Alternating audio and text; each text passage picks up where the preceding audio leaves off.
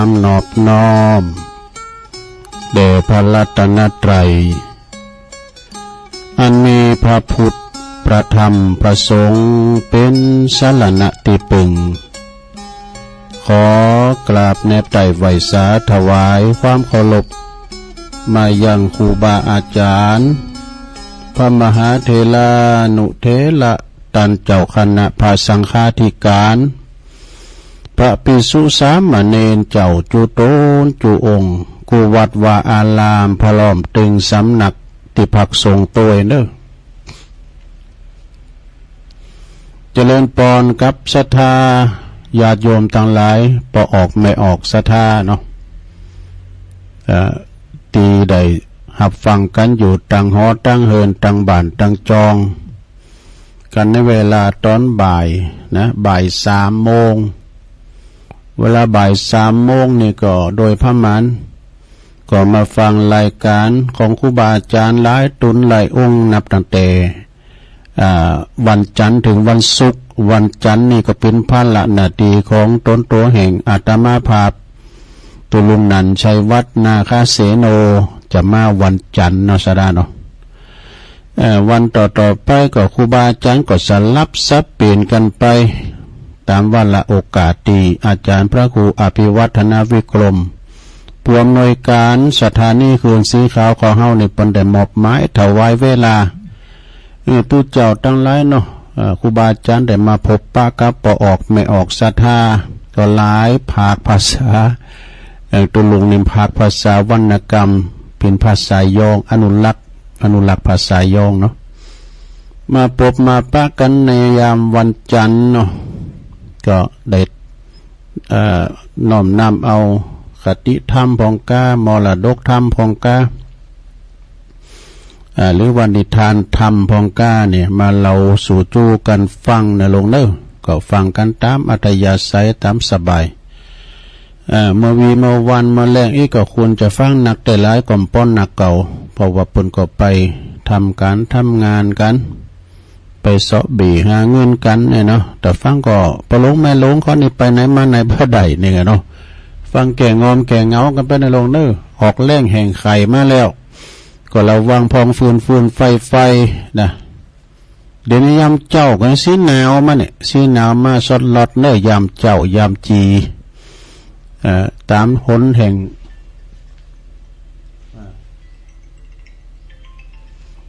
ตามหนแห่งการที่ว่าเฮาได้เวลาว่ามีงานมีการเวลาว่าเดินหาปิ้งบนเดินหาปิ้งนี่ก็จะมีหนาวก็จะไปวันนั้นร้อนก็จะไปวันนั้นเขาว่าอันนั้นแต่นะคนเฒ่าจัดเป็นยันใดหมดแต่ว่ายังว่าได้ประเดี๋ยวนี้เดี๋ยวฝนตกพยายามหนาวปุ่นนะเฮ็บลุงพยายามหนาวต่อไปก็จะได้เอ่ยไปตั้งสถานีวิทยุกันเด้อไปตั้งสถานีวิทยุคืนบุญต่างๆที่เปิ้นรับ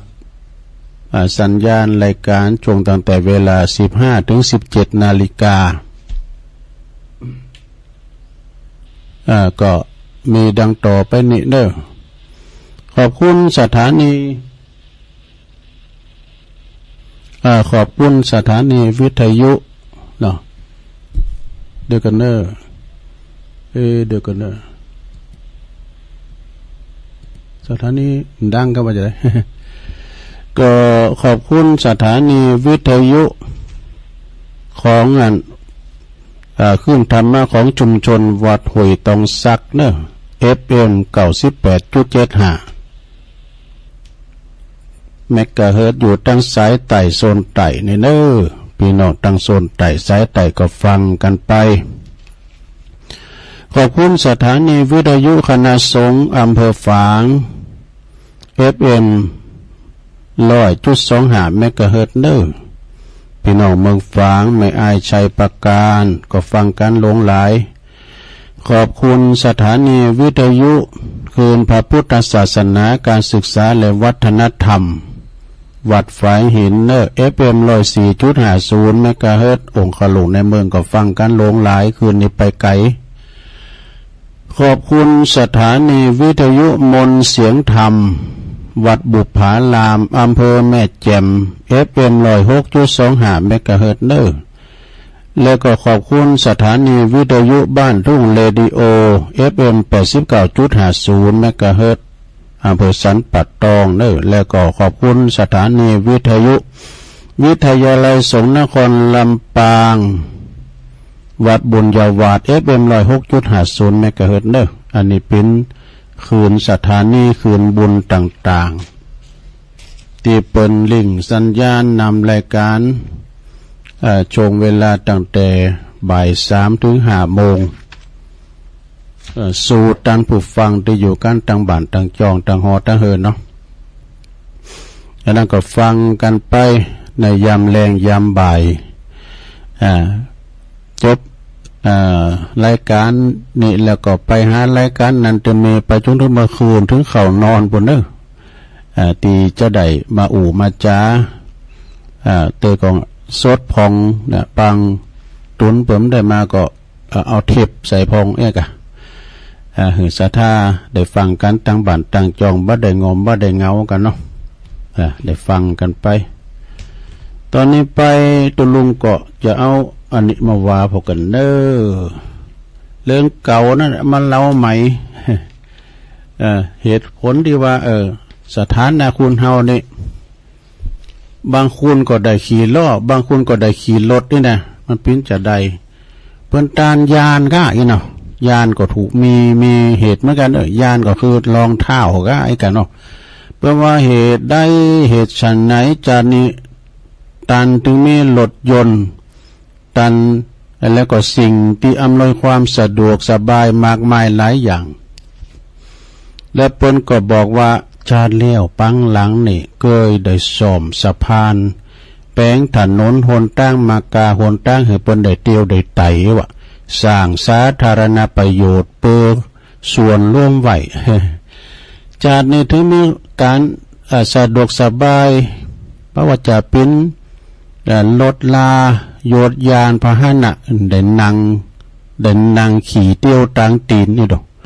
มีอำนาจเพราะว่ามีสิ่งอำนวยความสะดวกมากมายนี่อันนี้เป็นหนังสืออันตำนักพระแม่กวนอิมเนี่ยเต้าปูนเขาทาเหมือนกันเด้อเหตุผลแล้วเพิ่นก็ยังว่าเหตุได้เล่าจาดเนี่ยคุณถึงมีเสื้อผ้าแพรพันงดงามแฟชั่นได้มากกว่าได้สวมได้ใส่หมดนี่ใส่เสื้อใส่ชุดใส่สูทงามนี่นะปรากฏว่าจาดแล้วปังหลังนี่ตันได้เคยมีการถวายเครื่องนุ่งห่มก็ดีผ้าจีวรถวายแด่พระสงฆ์ก็ดีอีวะเนี่ยฉะนั้นญาโยมเนาะเวลาว่ามีงานขาวดำมีงานศพครูบาอาจารย์ปล่อยล่อดินไหนนะไปเด้อไปปูชาผ้าไปตอดผ้าห่างก็เหมือนกับเขาตานผ้านั่นเนาะนะตอดผ้าบางสุคุณจะได้นุ่งใหม่ถ่ายดีอีหลแปลว่าจานเลี้ยวปังหลังเขาเคยถวายจีวรแด่พระสงฆ์หรือว่าได้ถวายเครื่องนุ่งห่มกับคนที่ตุกไล่เข็นใจเขาทาเหมือนกันสถาแล้วทั้งอย่างหนึ่งอันนี้ก็สำคัญข้อนี้เปิ้นบอกว่าเหตุใดจาดนี่ท่านจึงมีอาหารดีๆรับประทานอร่อยอยู่เสมอทุกคาบมื้ออย่าว่ามีอาหารการกินอุดมสมบูรณ์ได้กินอาหารครบทุกหมู่จะหาหมูกันเนี่ยเพราะว่าจาดแล้วปังหลังเนี่ยก่อนนั้นก็ได้ทำอาหารแก่คุณยากจนกินวะนะในจาดก่อน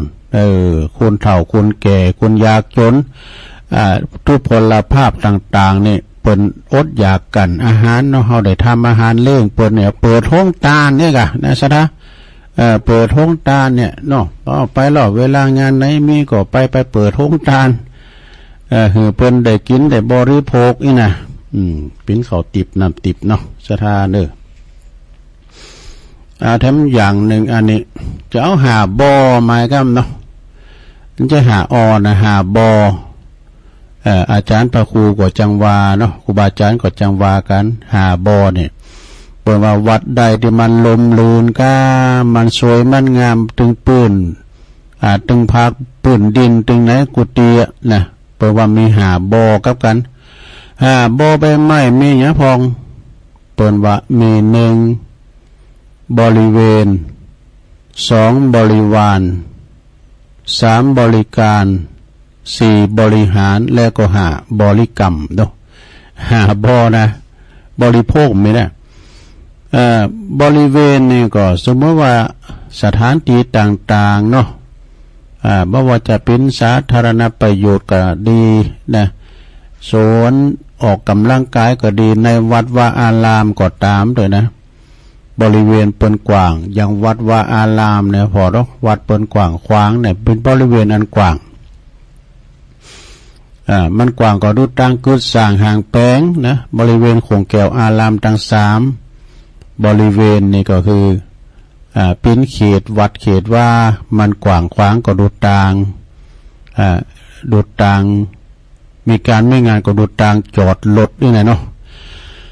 ดูต่างบรรจุคุณเข้ามาหลายๆนะแต่วัดมันกี่ในบางทีในวัดในโหดในเวงเนี่ยสถาแปลว่ามีเงินเป็นล้าน2 ล้านก็ตามแต่จัดใครซื้อใครย้ายมันก็ใครย้ายบ้าใดมันกีดมันกลับไปน่ะสถาบางทีก็มีเงินบ่ได้พร้อมยังเพราะว่าเปิ้นบ่ขายจะซื้อผมได้สู่ตั้งชนบทเฮานี่วัดแต่ละวัดอย่างวัดมอนฤาษีก็ดีวัดมอนห้วยแก้วก็ดีโอ้สปายะแล้วก็กว้างโดยเขตวัดเปิ่นดูตางปลูกต้นไม้ต้นตอกแล้วก็ดูตางกึศสร้างห่างแปงเนี่ยมันกว้างพอบริเวณเปิ่นกว้างสองบริวารเนาะนี่บริวารญาติมิตรก็ดีบริวารหอมล้อมเพราะว่าจะเป็นลูกน้องปองปายก็ดีหรือว่ามีเกี่ยวสหายข้ามเป็นบริวารมากคุณเขาจะไม่บริวารนักก็ต้องมีเมตตานะมีเมตตาถึงมีคุณมาหอมล้อมแล้วก็มาเป็นผักโพกบริวารหนักบริวารนี่มันก็เกี่ยวกับบารมีเหมือนกันเนาะบารมีแก่กล้าเนาะเอาบอกแล้วครูบาอาจารย์บางตนบางองค์มีบารมีแก่กล้าโอ้ยลูกศิษย์ลูกหาหอมล้อมเวลาจะไปที่ไหนตั้งใดก็หอมล้อมติดตามหลูบล้ามตามตัวกันไปเนี่ยเหมือนกับครูบาเจ้าบุญจุมเนี่ยสถาปนไปที่ไหนตั้งใดบริวารญาติมิตรญาติโยมเนาะญาติโยมพุทธหอมล้อมกันป้อมหันตัวครูบาล่ะ บริวารปนนะคือสั่งห่างแป้งก็คือ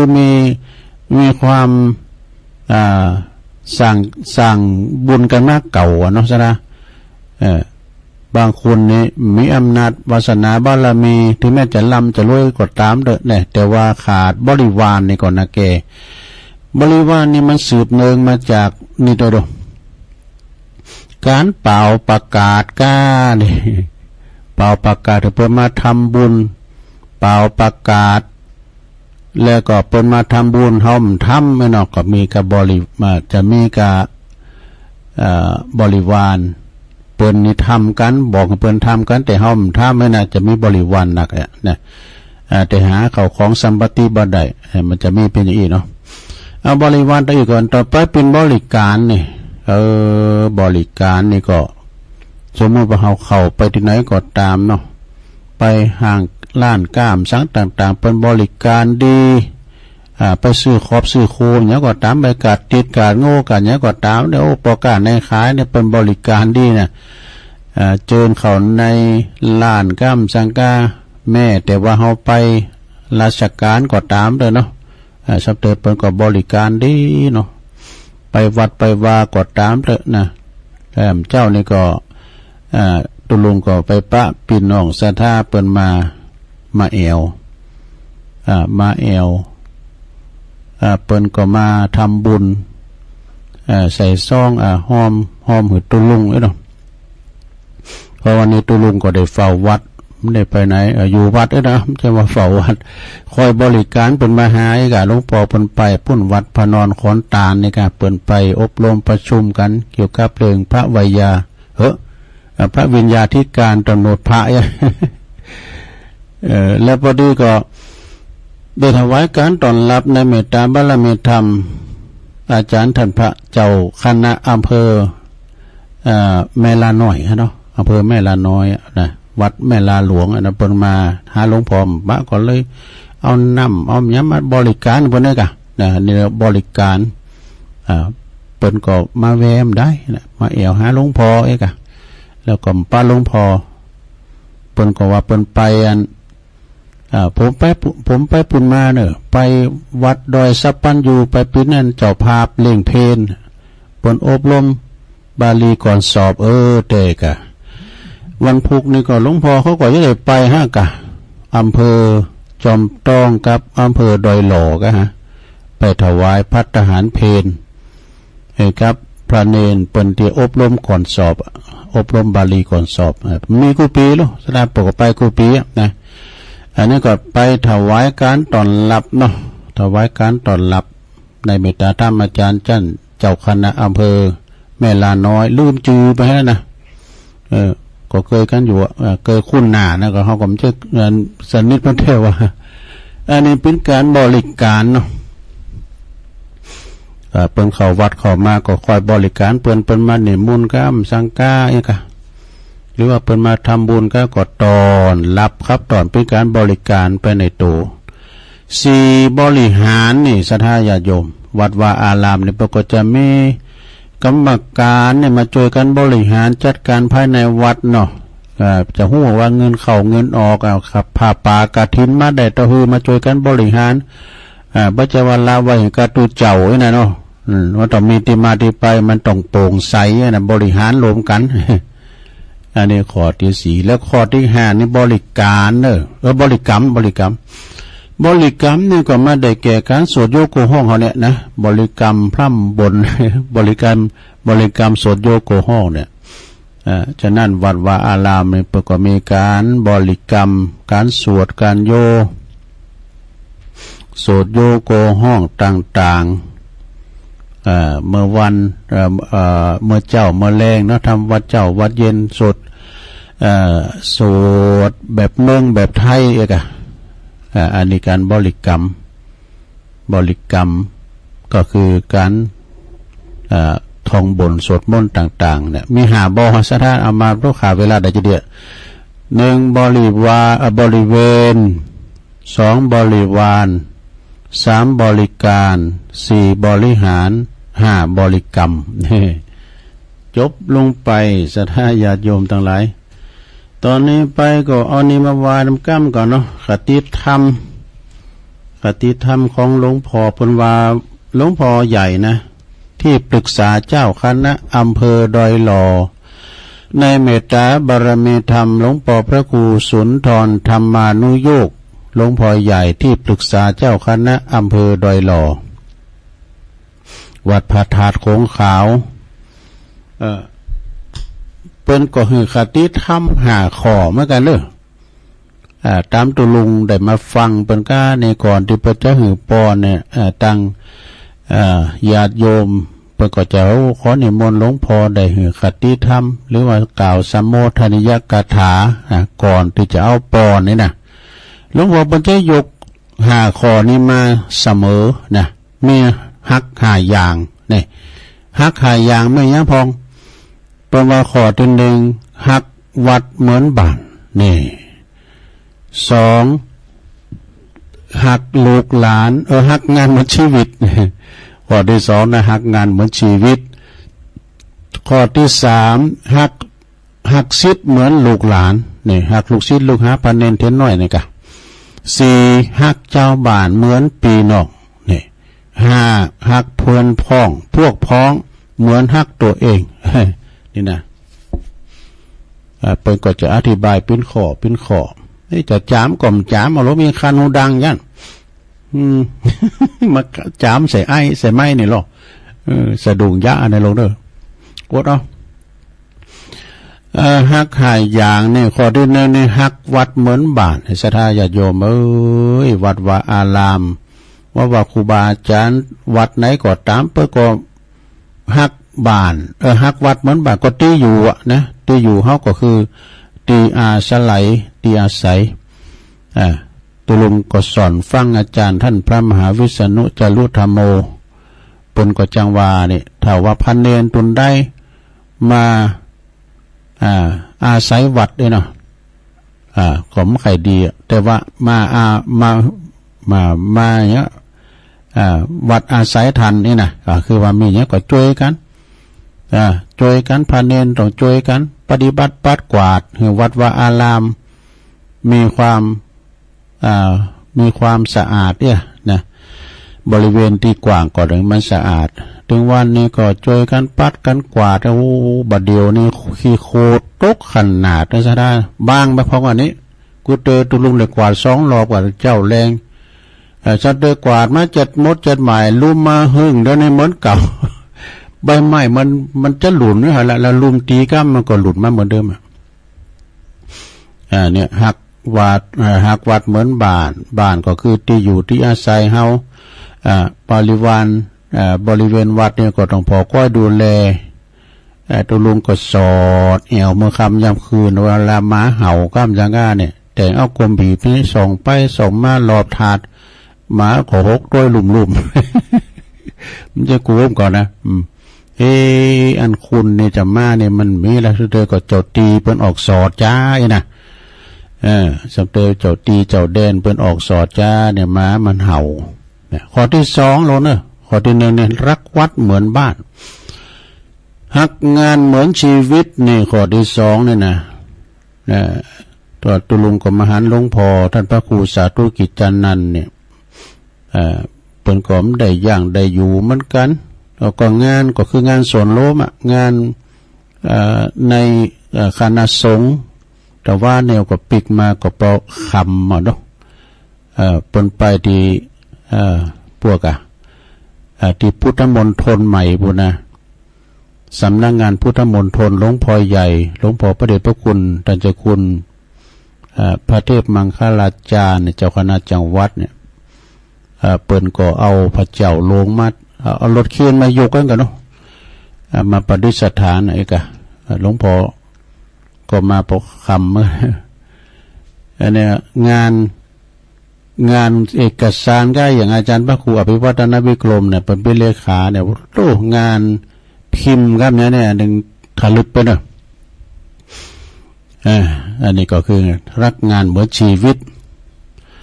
แล้วก็ข้อที่3ฮักลูกศิษย์เหมือนลูกหลานเนี่ยลูกศิษย์ลูกหาเนี่ยพันเนรเขานี่ก็ตามเนี่ยไปขีดลุนแล้วจบไปขีดลุนลุนปีไปก็ลุนน้องมาเนี่ยสูงหำสูงเฮนบางตุนก็ไปได้สุดยอดบางทุนก็ไปถึงดวงดาวแล้วแต่ไปก็สูงหำสูงเฮนนะหักลูกหักหลานพ่อแม่เขาจะได้ห้อมหู้เอามาก็หักไว้ก่อนสูงไว้ก่อนนะสูงหำสูงเฮนไปก่อนจบม.3มาจบม.6อาจจะไปต่อที่อื่นก็แล้วแต่ก็ส่งเสริมกันไปหักลูกศิษย์เหมือนลูกเหมือนหลานนะเนาะ4หักเจ้าบ้านเหมือนหักพี่น้องหักพี่น้องเจ้าบ้านกับพี่น้องเจ้าบ้านนี่ก็เพิ่นก็มาวัดศีลย่ำแรงก็มีหลายอยู่เหมือนกันเด้อศีลย่ำแรงแล้วก็ศีลหน้านี่มาคาปูจาหลวงพ่อก็ว่าคุณก็มาคุณเฒ่าก็มีหลายเนาะนางแตบนางเปงก็ขาดได้กันไปก็มีโครงการซื้อเก้าอี้ป๊อกโต๊ะป๊อกตัวคุณเฒ่านั่งนะมันจะสูงเก้าอี้ป๊อกคือเก้าอี้น้อยนะสักศอกเนี่ยก็เพิ่นก็ว่าหันใจเพิ่นนางมึน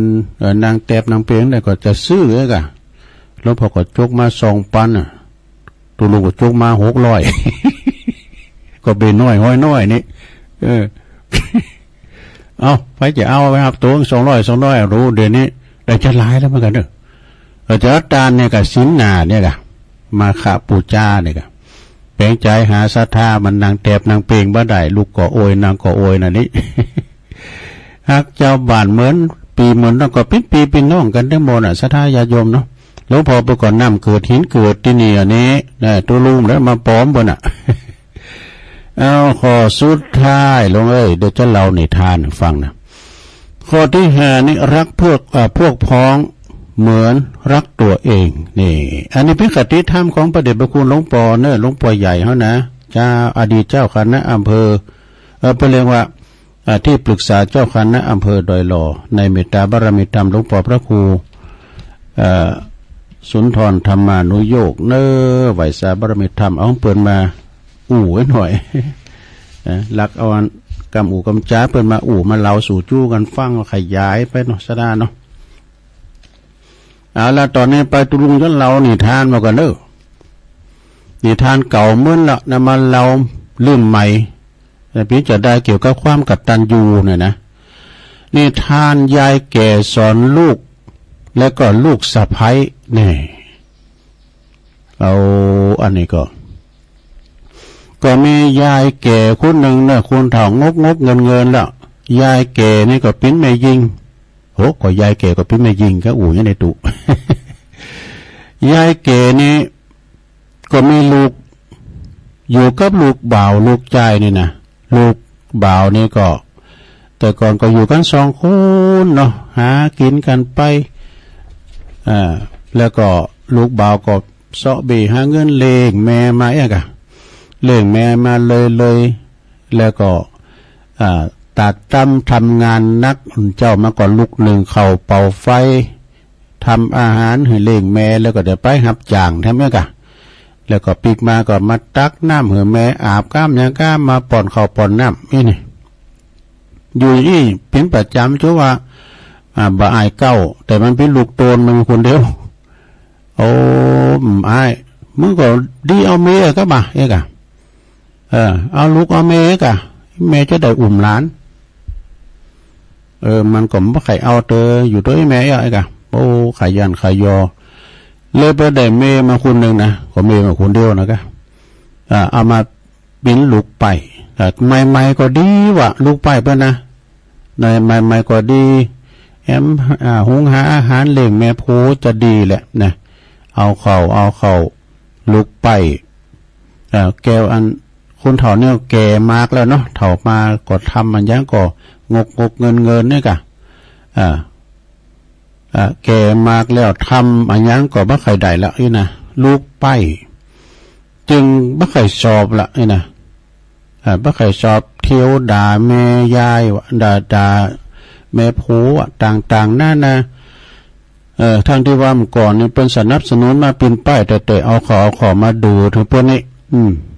เวลาผัวมั่มอยู่ก็เอาอันเข่าอาหารเอามาหือแม่ผัวแล้วก็เอาน้ำในบ่อใส่ในถ้วยนั่นแล้วเลยกินเลยจางไม่วะ แกงว่าฝากในจาดหม้อในเอาน้ำมันตื่นให้น่ะเลยจางไม่วะ แล้วก็ซ้ำเตอก็แกงจิ้มพองกาเนี่ยเพชรพองกานี่มีซับปะอะไรมันเก่งแม่โพปะนะแต่พี่ยี่อันโยมเด้อมันบดีนะแล้วก็แต่ว่าตอนที่ทำสามีกาของเปิ่นเนี่ยทำอาหารอย่างอร่อยเลยทีเดียวนะทำอาหารนี่เหือนโพกินจัดลำเลยนะแม่ก็บอกว่าลูกเป็นไปเยการบ่นะบายเอ้ยนะบอกให้ลูกใจเป็นว่าก่อนแม่เมืองอยู่เฮ้ยอันแหมกินอยู่บ่ล่ำเลยก็จางสักด้วยก็จิ้มด้วยก็เผ็ดด้วยก็จืดอีกก่อนเฮากินอยู่จะล่ำไหนแม่ก็มันหู้เนาะแล้วก็อันเมย์ไปก็น้องคุณเฒ่านะงกเงินว่าหยังก็ใส่ไฟเมโพดีๆเก่งเมโพดีๆกะสู้พวกอันข้ามีแม่คนเดียวนะมีเดี๋ยวขี่คุ้นก็ได้ปูมันฝ่ายนะเอาไปมามีมันก็ซ้ำหลายตัวเนาะลูกชายเอาขอเลยโกรธแม่มาว่าจังแม่มันไปตัวแม่แล้วตัวไปตังแม่ไปละปีนไปตังแม่แล้วโดดหัวแม่ เอาเขาเลยปากันว่าปาเวาะกันบัดดีหรอสองผัวเมียนี่นะปาเวาะกันบัดดีเอาแม่ของตัวเก่าเนี่ย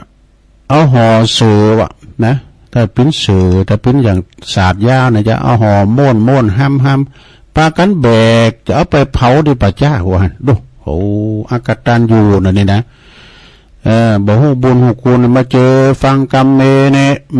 พระเจ้าคินตัวได้เอาไปเผาไปเหี่ยวว่าเอาไปมื้อคืนนะฮะปากันแบกไปอุกอักปาแบกอีแม่ไปนะไปถึงป่าจ้ากองฟ้อนแล้วพอดีไปถึงป่าจ้ากองฟ้อนซ้ำลืมไม่ขีดลืมกาไฟหรอลืมแปมพี่น้องลำปางเพราะว่าแปมไม่เนาะลืมกาไฟว่ะมันก็คำแล้วนี่คำแล้วเฮ็ดด้วยฝ่ายสามีหรือว่าโพสเนี่ยก็ใจภรรยาสูไปเอาไม่ขีดมาไปที่บ้านวะน่ะนี่นะภรรยาก็ไปบ้ากะไปกลัวอันสุดท้ายนี่เนอะเฝ้านี่เดี๋ยวข้าจะไปเอกะเมย์มันก็กลัวอยู่คนเดียวก็ไม่ได้มันไปเหี่ยวนี่ไปบินได้อยู่หันแล้วก็พออันแล้วก็ปิกไปบ้านถึงสองจะไปเอากาแฟแหละมาเผาเมย์มันพอดีก็ปล่อยเมย์มาอยู่ปล่อยเหี่ยวคนเดียวแม่มันก็บุกบุญส่วนซ้อนออกมาว่าแม่มันเมื่อว่าลูกมันมีหันแล้วเนาะมันก็บุญการออกมาต่อมกลมจากการสื่อยาวสื่อแดงนะการออกมาต่อมกลมว่ะนะแล้วก็อันนี้กูอยู่ไหนเนาะตอนนั้นมันหันอย่างดูโอ้ยอันนี้คุณได้เฮือนไผไหนไปกองฟ้อนนี่ ไปหันกองฟ้อนนะดูมันกูไหมนี่มันมาเผาไงมันก็เลยเตียวไปทำตั้งเตียวขอไปถึงป่าลึกน้ำเหมือนกันเนอะไปเขาก็ปดตัวปลาก็ว่าก็ยังมีโจรฮะนะดูโจรนี่มันไปป่นสะดมเอาพี่น้องชาวบ้านแก่แว้นสันเสียเงินคำมาจะไหนวะมันนั่งแบ่งปันกันกับลังอาตกปูนปันกันเนาะแต่ว่ายายเกนะก็บอกหูเลิงอย่างเปิ้นจะปันเข่าปันของปันเงินปันคำเนี่ยก็เตียวเขาไปการไปต่อมกลมว่ะบอกการเข้าไปแล้วก็อู่คือว่าไอ้ลูกไหนละคุณไอ้ลูกไม่รักดิเอกะมันสามมันโจมไปเนาะไอ้ลูกไหนละคุณคนหน้าโจรหันก่อนนี่คนหน้าโจรวิดก่อนมากูบอกนึกว่าผีหลอกตอนร้อนนั้นลูกน้องก็แตกจะเลยนั่นไปกูตีกูดังว่ะนะปวดโทโจรตกใจหนีกันหมดทิ้งเงินคำไว้หันจะไหนวะ ทิ้งเงินทิ้งคำไปหันจะไหนยายเก๋ก็เลยเก็บเอาเงินเอาคำนั้นปาเข้าไปบาทนะดูรวยแล้วกับนี่ ฝ่ายลูกหันแม่ปาเงินมามากมายก็อวะเขาทิ้งให้แม่ไว้ในป่าจ้านี่แม่ก็ได้เงินมามากมายแม่ก็ไม่หัวใจนะฝ่ายแม่ก็บอกให้รู้ว่าเงินเนี่ยไอ้แม่จะหัวมึงเนอะแต่ถามมึงนะไปสอซื้อแม่ของเจ้าบ้านมาให้คุณนี่ก่อนนะแล้วกันมึงไปซื้อมาได้แม่ได้ยกเงินในหัวมึงหมดนะบ่ไอ้ลูกเก้าบ่ลูกตัวนั่นก็ไปกะเอาเงินไปสอซื้อแม่ไผมึงขายสักคุณวะลูกไผก็ใจมั่นแม่ไผก็ใจมั่นได้เป็นว่าเฮานี่บ่หักแม่ด้วยนะ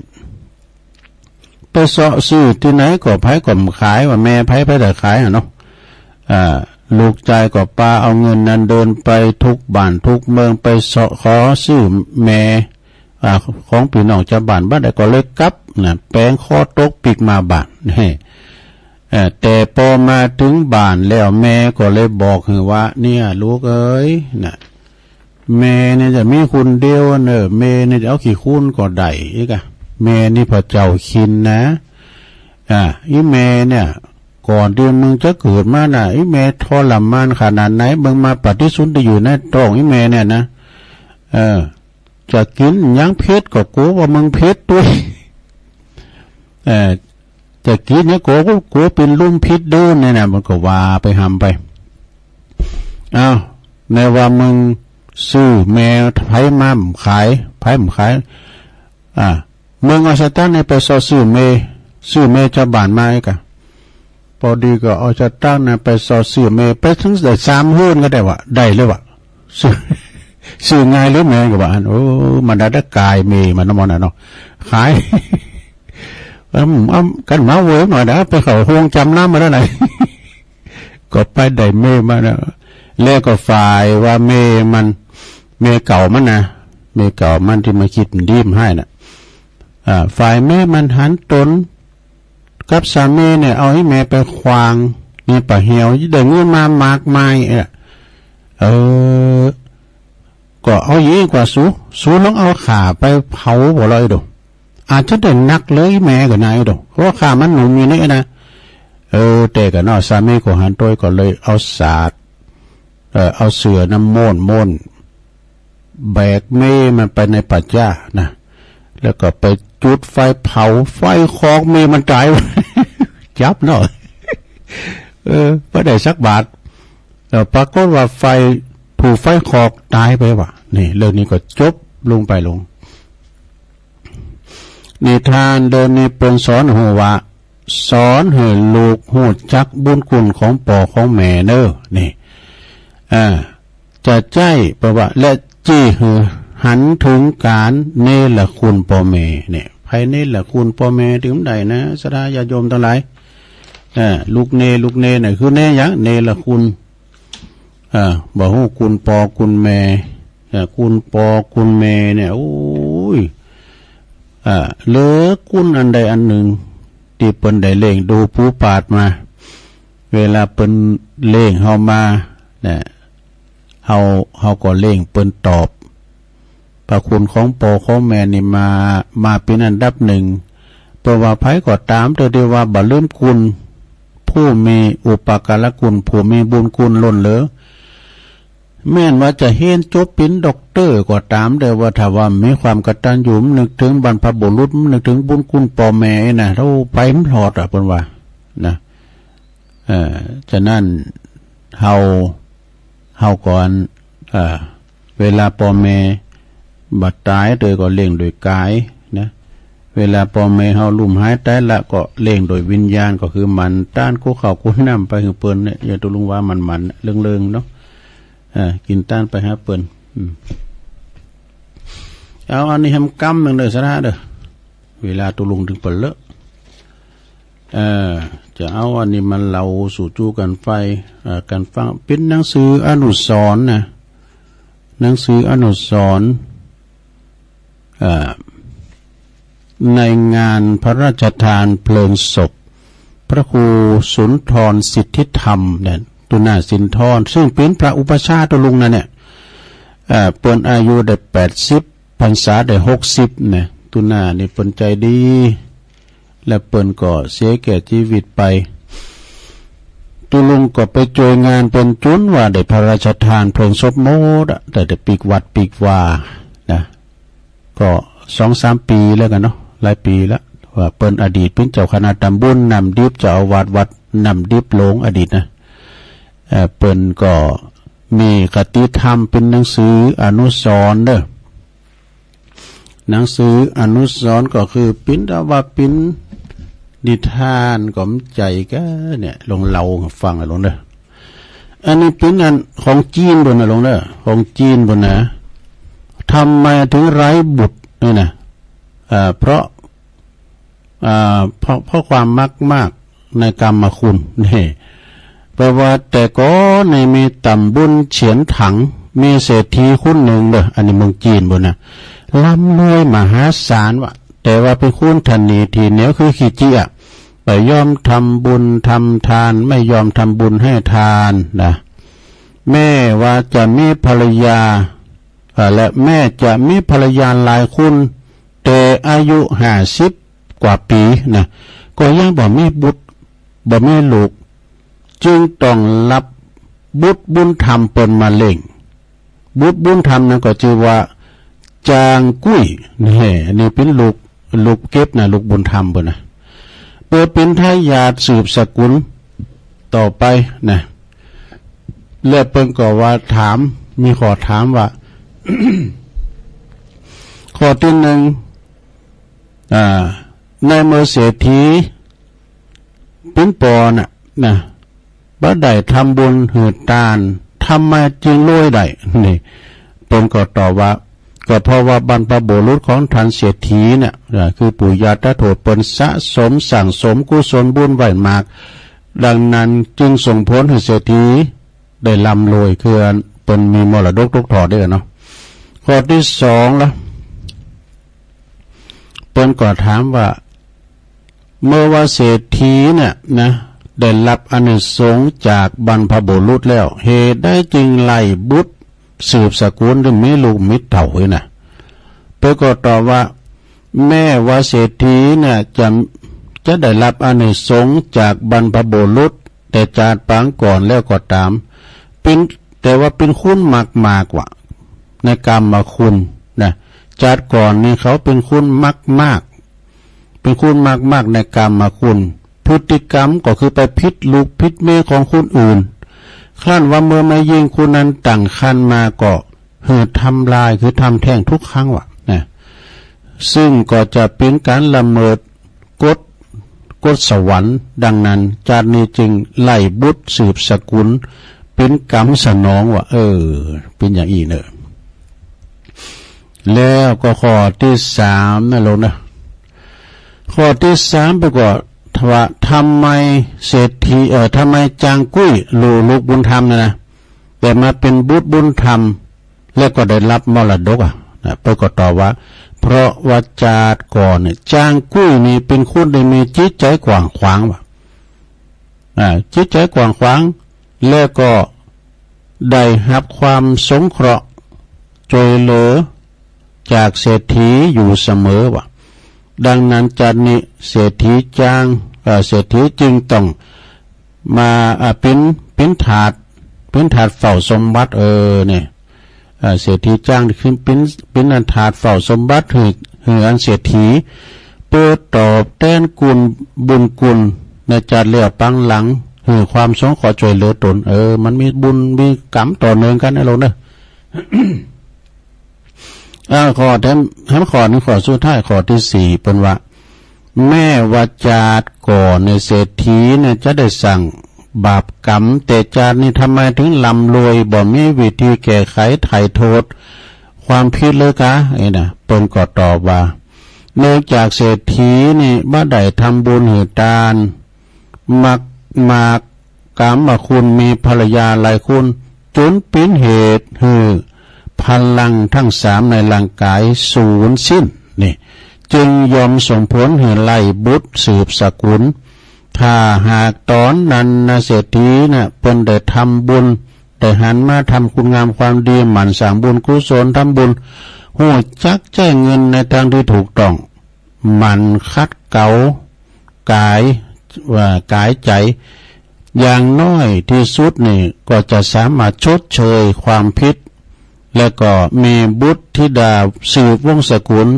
ก็เป็นได้นี่จบลงไปซะแล้ว อันนี้ เป็นหนังสือเจ้าบันนิทานกับใจก็ มีหลายอยู่นั่นน่ะมีหลายอยู่การพลากชีวิตอันนี้การอันนี้หลายอยู่เหมือนกันเอาอันนี้ก่อนอันนี้มันง่ายหน่อยนะซะนะลองฟังแล้วเข้าใจง่ายนะกรรมของคุณที่เก็บเงินได้แล้วก็บ่คืนเจ้าของนี่ พี่จะได้ลองฟังแก่เอาโมนในลงเด้อแต่ก่อนในตำบลกุ้ยโจ อัน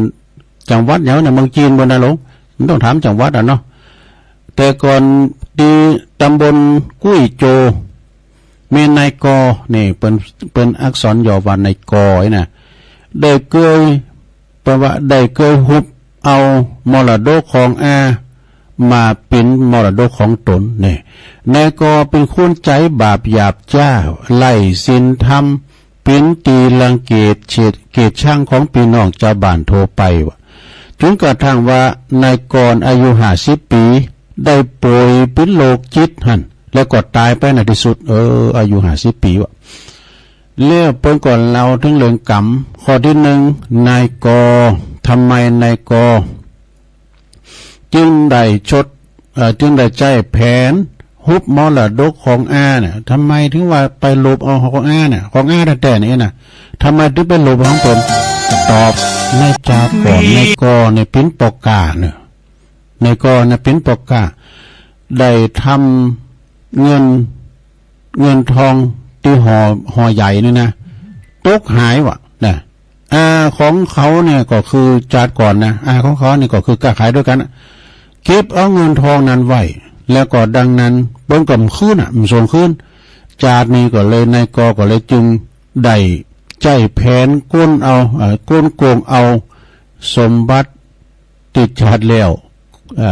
ก่อนทำตกหายคืนเนี่ยก่อนนี่ทำมันหายดูอันนี้คือกรรมของการเก็บทรัพย์สินของคนอื่นใดแล้วบาส่งคืนเนอสะด้าเนี่ยเอี้ยกะ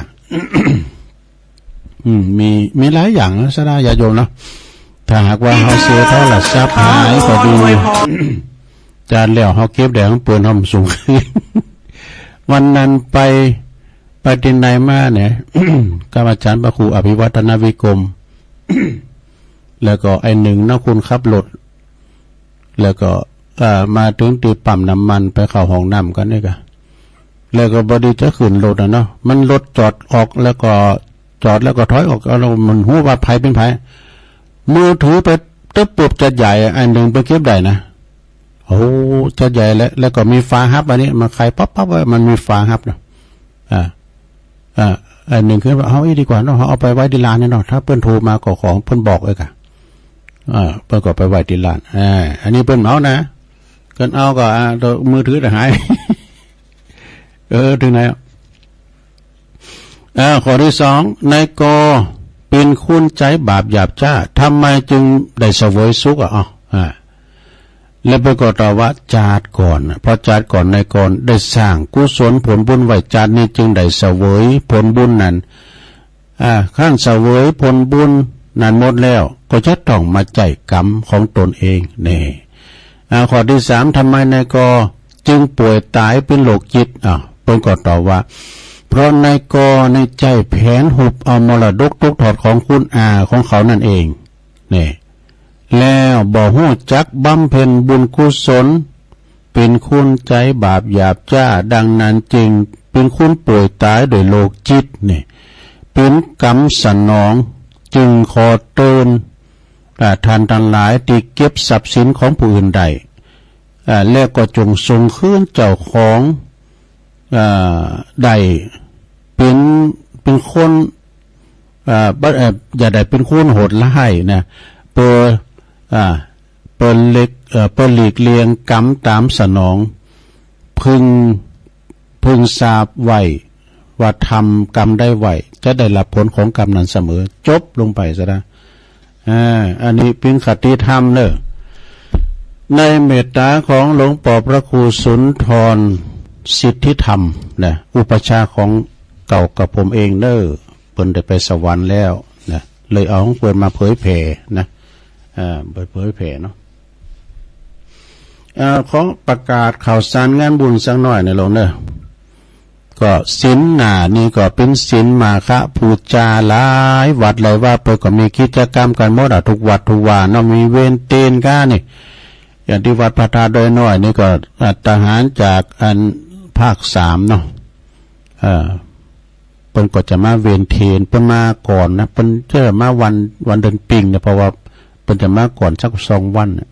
แต่ก็หลายปีที่เพิ่นมีนะใส่บาตรตอนเจ้ากาแล้วก็เพิ่นก็จะทำพิธีหลายอย่าง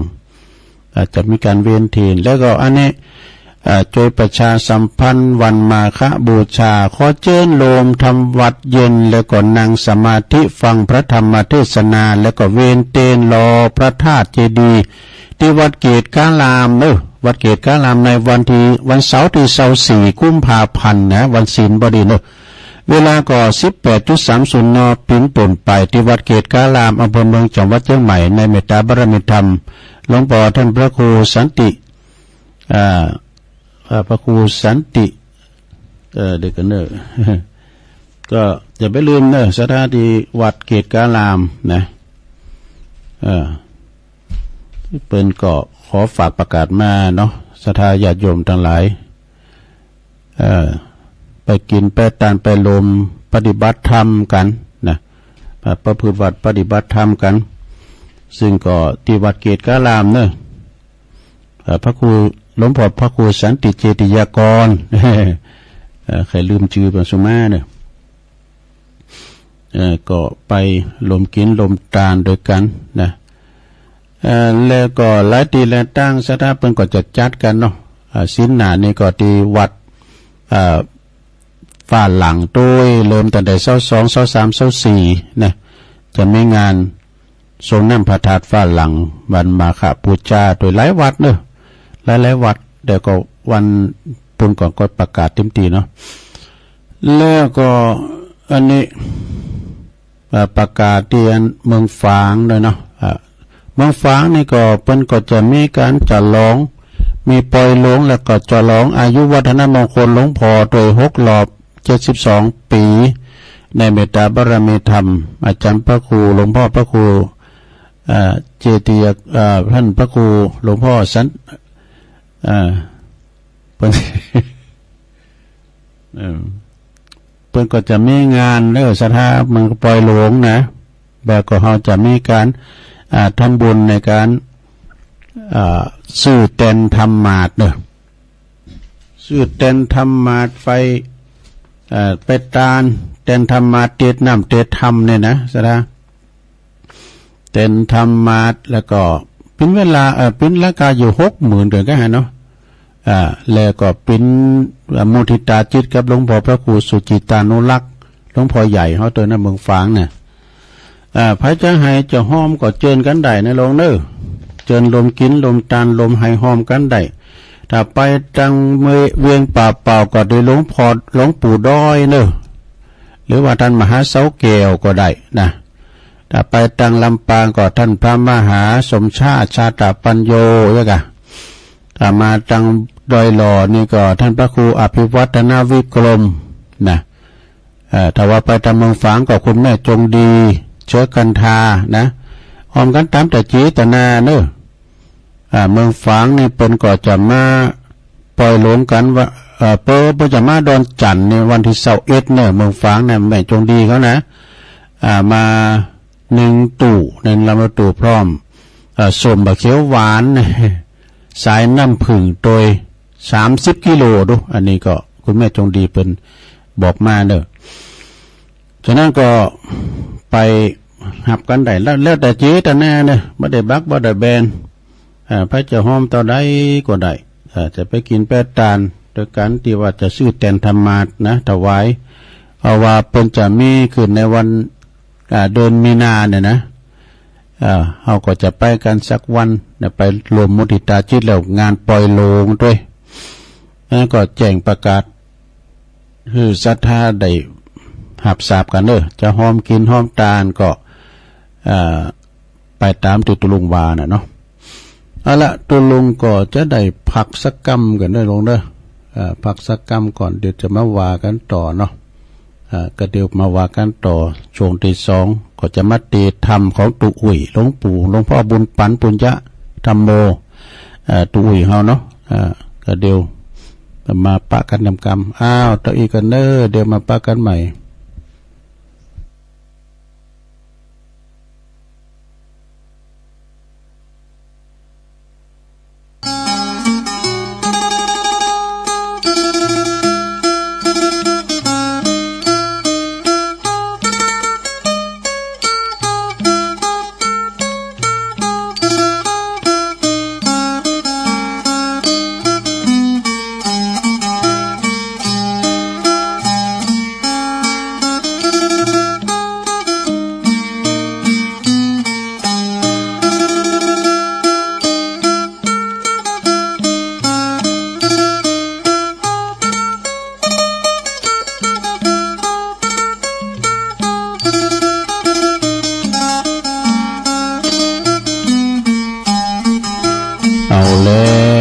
ศรัทธาญาติโยมทั้งหลายตุลุงก็ย่างจิบน้ำไปจุ่มคอมีแหงอู่กันมาแถมเตียวไปเตียวมายืดเส้นยืดสายก็มาปะกันชงชั่วโมงที่2สุดท้ายเนาะ ขณะนี้ท่านทั้งหลายก็กำลังฟังรายการสารธรรมยามแลงยามค่ำยามแลงเนาะยามบ่ายซึ่งก็ดำเนินรายการโดยต้นตัวแห่งอาตมาภาพได้จัดรายการวันจันทร์ตัวลุงยองได้จัดวันจันทร์ทุกวันจันทร์แล้วก็วันพุธวันอังคารก็พระอาจารย์เน้นหลักปัญโยนันท์เปิดก็จะมาเข้ารายการในวันจันทร์วันการเปิดก็จะมาออกรายการ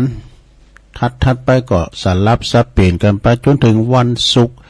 วันติดวันเสาร์นี่มีตอนแรงบ่าย 3ไม่นะก็จะมีรายการอื่นกันต่อไปก็บางตนบางองค์ประกอบนำเสนอสิ่งละอันพันละน้อยแก่งอมแก่เงากันไปฟังกันไปลงเนาะ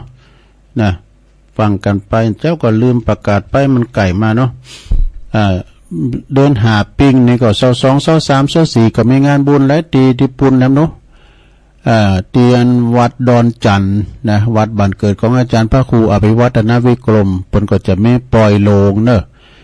พระธาตุชเวดากองจำลองตุปินัดเขาท่านพระครูปลัดณัฐพงศ์เขานี่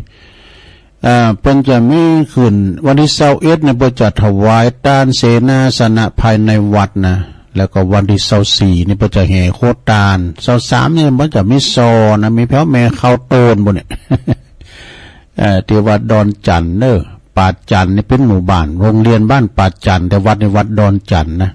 ตำบลเวียงกาหลงจังหวัดอำเภอเวียงป่าเป้าแล้วก็ที่วัดตาตุมหลงทำวัดตาตุมนี่ปรากฏจะมีปล่อยหลงในสถานปล่อยหลงซุ่มประตูแผ่พร้อมกับเสนาสนะภายในวัดเนาะในเมตตาบารมีธรรมอาจารย์ท่านพระครูอาจารย์วัดพิสุทธิ์เจ้าอาวาสวัดตาตุ่มท่านรองจำนงจันทโชโตก็นี่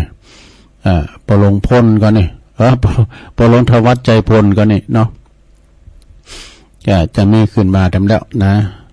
ที่จริงก็แพทย์ผาสุขใจเลือนก่อนนี่มูลไว้นะมันมาตรงกันเนี่ยตัวไหนตรงกับที่วัดฝ่าหลังเนี่ยขออนุญาตให้คำก่อนเนาะ แล้วก็เตียนวัดนั่นเองเนาะวัดตุปิลินวัดแม่ค้านหลังถ้ำแถมนี่ก็จะมีวันเดียวกันวันมาฆบูชานั่นเนาะแต่วันที่25นี่เพิ่นจะมีกับผ้าป่าตอดด้วยนะแล้วก็สายไต่โซนไต่ที่นั่นเนาะนะมันมาฆบูชานี่มีหลายตีก็แล้วกันเนาะศรัทธาก็ไปกินไปทานกันเด้อแล้วก็อันวัดเกศกาลามนี่หลวงพ่อพระครูสันติเจติยากรหลวงพ่อประกอบฝากประกาศมาเนาะ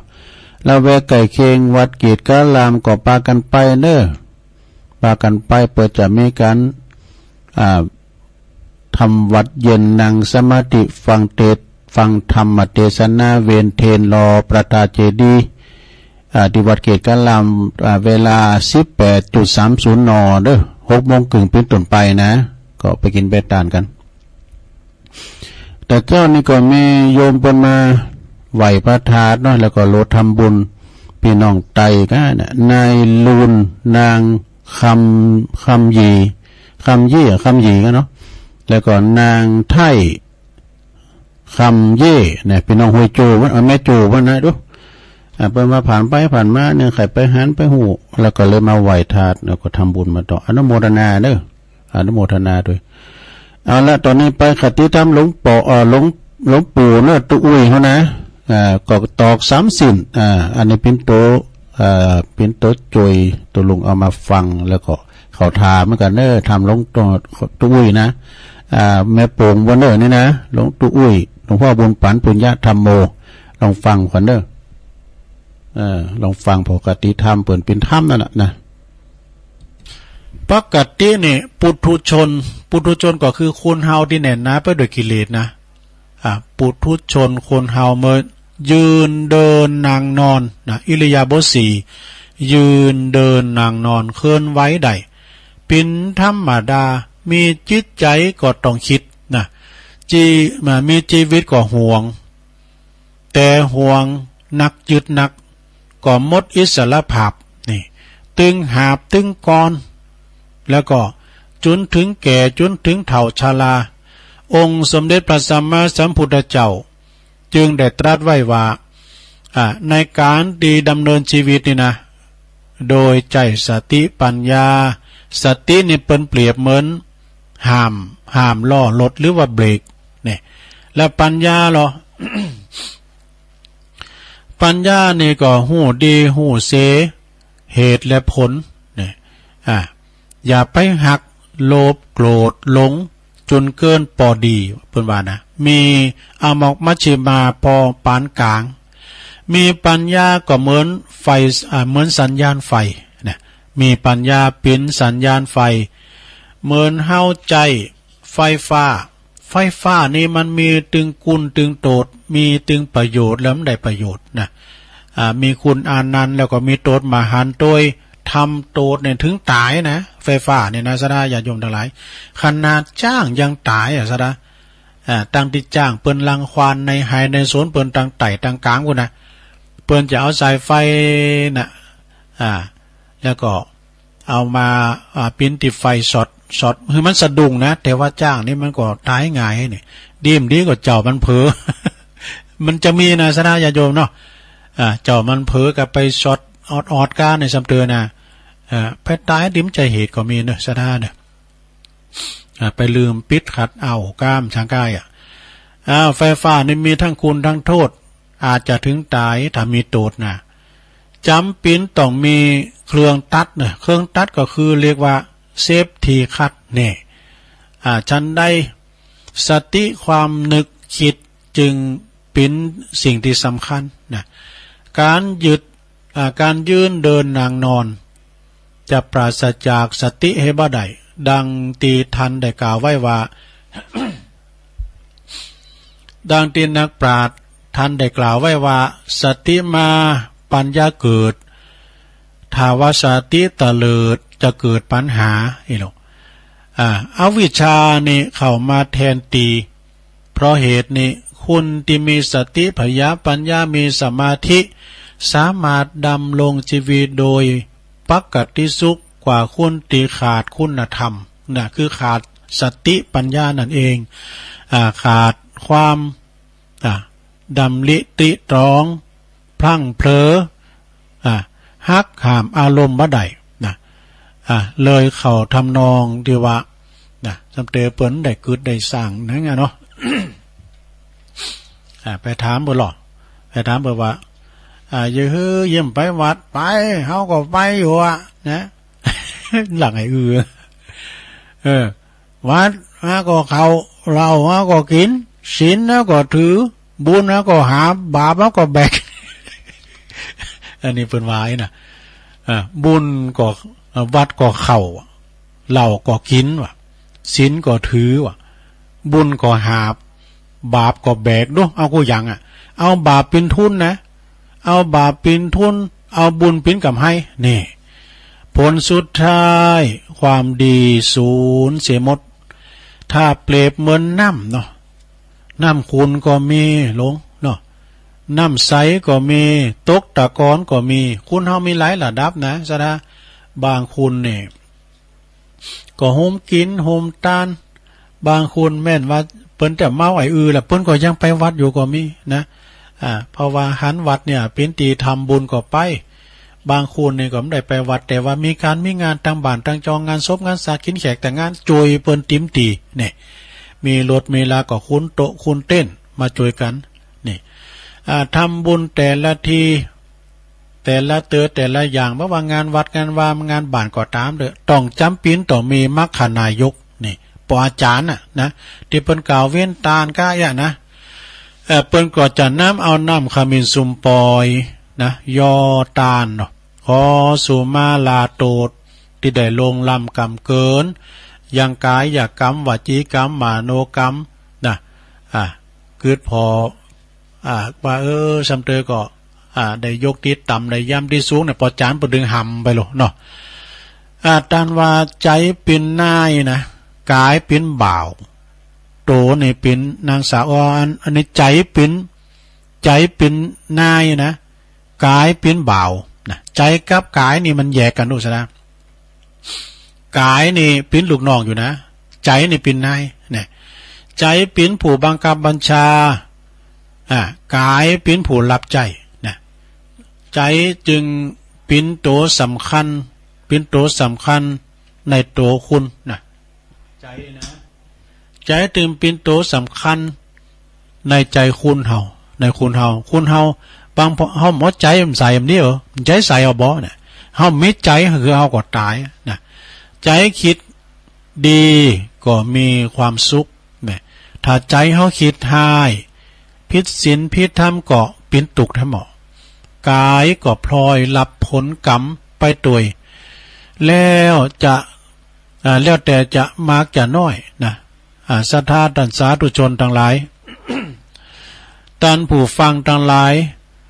ที่คุณเฮาเนี่ยมาเวียนว่ายตายเกิดอยู่ในวัฏสงสารอยู่ก็เพราะว่ามันมีกิเลสอยู่นะมีกรรมวิบากคือว่ามีกิเลสมีกรรมวิบากเป็นเสมือนบ่วงนี่เป็นบ่วงหรือว่าเจิกผูกมัดผูกไว้ทำบุญข้างใดนะเอาไปทำบุญข้างคาใดก็ปนมมือว่านิพพานังพระละมังสุขังเนอแต่ว่าไปบ่ได้สักเตอเนี่ยบางทีตันก็เข้าใจว่าตายไปแล้วจึงจะไปนิพพานได้เนี่ยยังเข้าใจผิดอยู่เพิ่นว่านะความจริงนิพพานนี่อยู่บ่ไกลตัวเฮาอยู่ไกลตัวคนเฮานี่แหละนิพพานแปลว่าดับหรือว่าเย็นนี่ดับหรือว่าเย็นเดี๋ยวนี้ไม่ลงห้อนว่าเย็นนะกันห้อนก็เปิดพัดลมไปเด้อยังมีลมหายใจอยู่นะดับกองตุกของกิเลสคือโลภะโทสะโมหะมานะทิฏฐินี่ความอิจฉาริษยาความพยาบาทป้องร้ายคนอื่นมารพวกนี้ห้ามไว้นะบ่หือมาบ่หือไปนิพพานมันห้ามบ่ได้นะคุณเฮานี่มันมีความโลภโกรธหลงเหมือนกันหมดว่า แต่ว่าเมื่อดับได้บังคับได้นะดับได้บังคับได้จิตใจก็เย็นเบิกบานสำราญใจอุปาทานความยึดมั่นถือมั่นมารตัวสำคัญมี3จำพวกด้วยกันเด้อหลวงเด้อมีหยังพองมารสำคัญนะมี3จำพวกคือ1ปุตตังดีเวปุตตังคีเวเนี่ยปุตตังคือบุตรคือลูกนะหักลูกเหมือนเจิกผูกคอนี่2ภริยาหัตเถหักเมเหมือนปอผูกศอกนี่3ท่านนางปาเทถ้าหักเข่าของสมบัติเหมือนปอกซุปตีนนี่เจิก3สินเนี่ยนะ เจิก3สินมันมาฟันชิ้นหือปิ้นเจิกหือกิ่งหือเกิกอยู่ในวัฏสงสารว่ะหือกิ่งหือเกิกอยู่ในวัฏสงสารสินที่1หักลูกหักหลานนั่นน่ะลูกหลานสินที่2ภรรยาสามีสินที่3สมบัติภัสถานเขาของสมบัติทรัพย์สินสลิงคานต่างๆทั้งตีหู้อยู่ว่าสิ่งเหล่านี้นะเป็นสมบัติเป็นของสมมุติขึ้นนะสมมุติหมดสดาญาโยมนะสมมุติหมดจือเฮาก็ยังสมมุติจือแก้วมดห้องมาหรอกแก้วมาถึงหมู่จือก็สมมุติแล้วก็ตัวของเขาก็เป็นตัวสมมุติตายแล้วก็อ้อมยังไปตัวมันได้สักอย่างจึงอาจจะกล่าวได้ว่ากิเลสที่มีมนต์ขลังเนี่ยกิเลสที่มีมนต์ขลังนะแล้วก็องค์สมเด็จพระสัมมาสัมพุทธเจ้าในโลกยังทรงตรัสว่ายังงั้นยังทรงเป็นตอนนั้นยังเป็นเจ้าชายสิทธัตถะอยู่นะ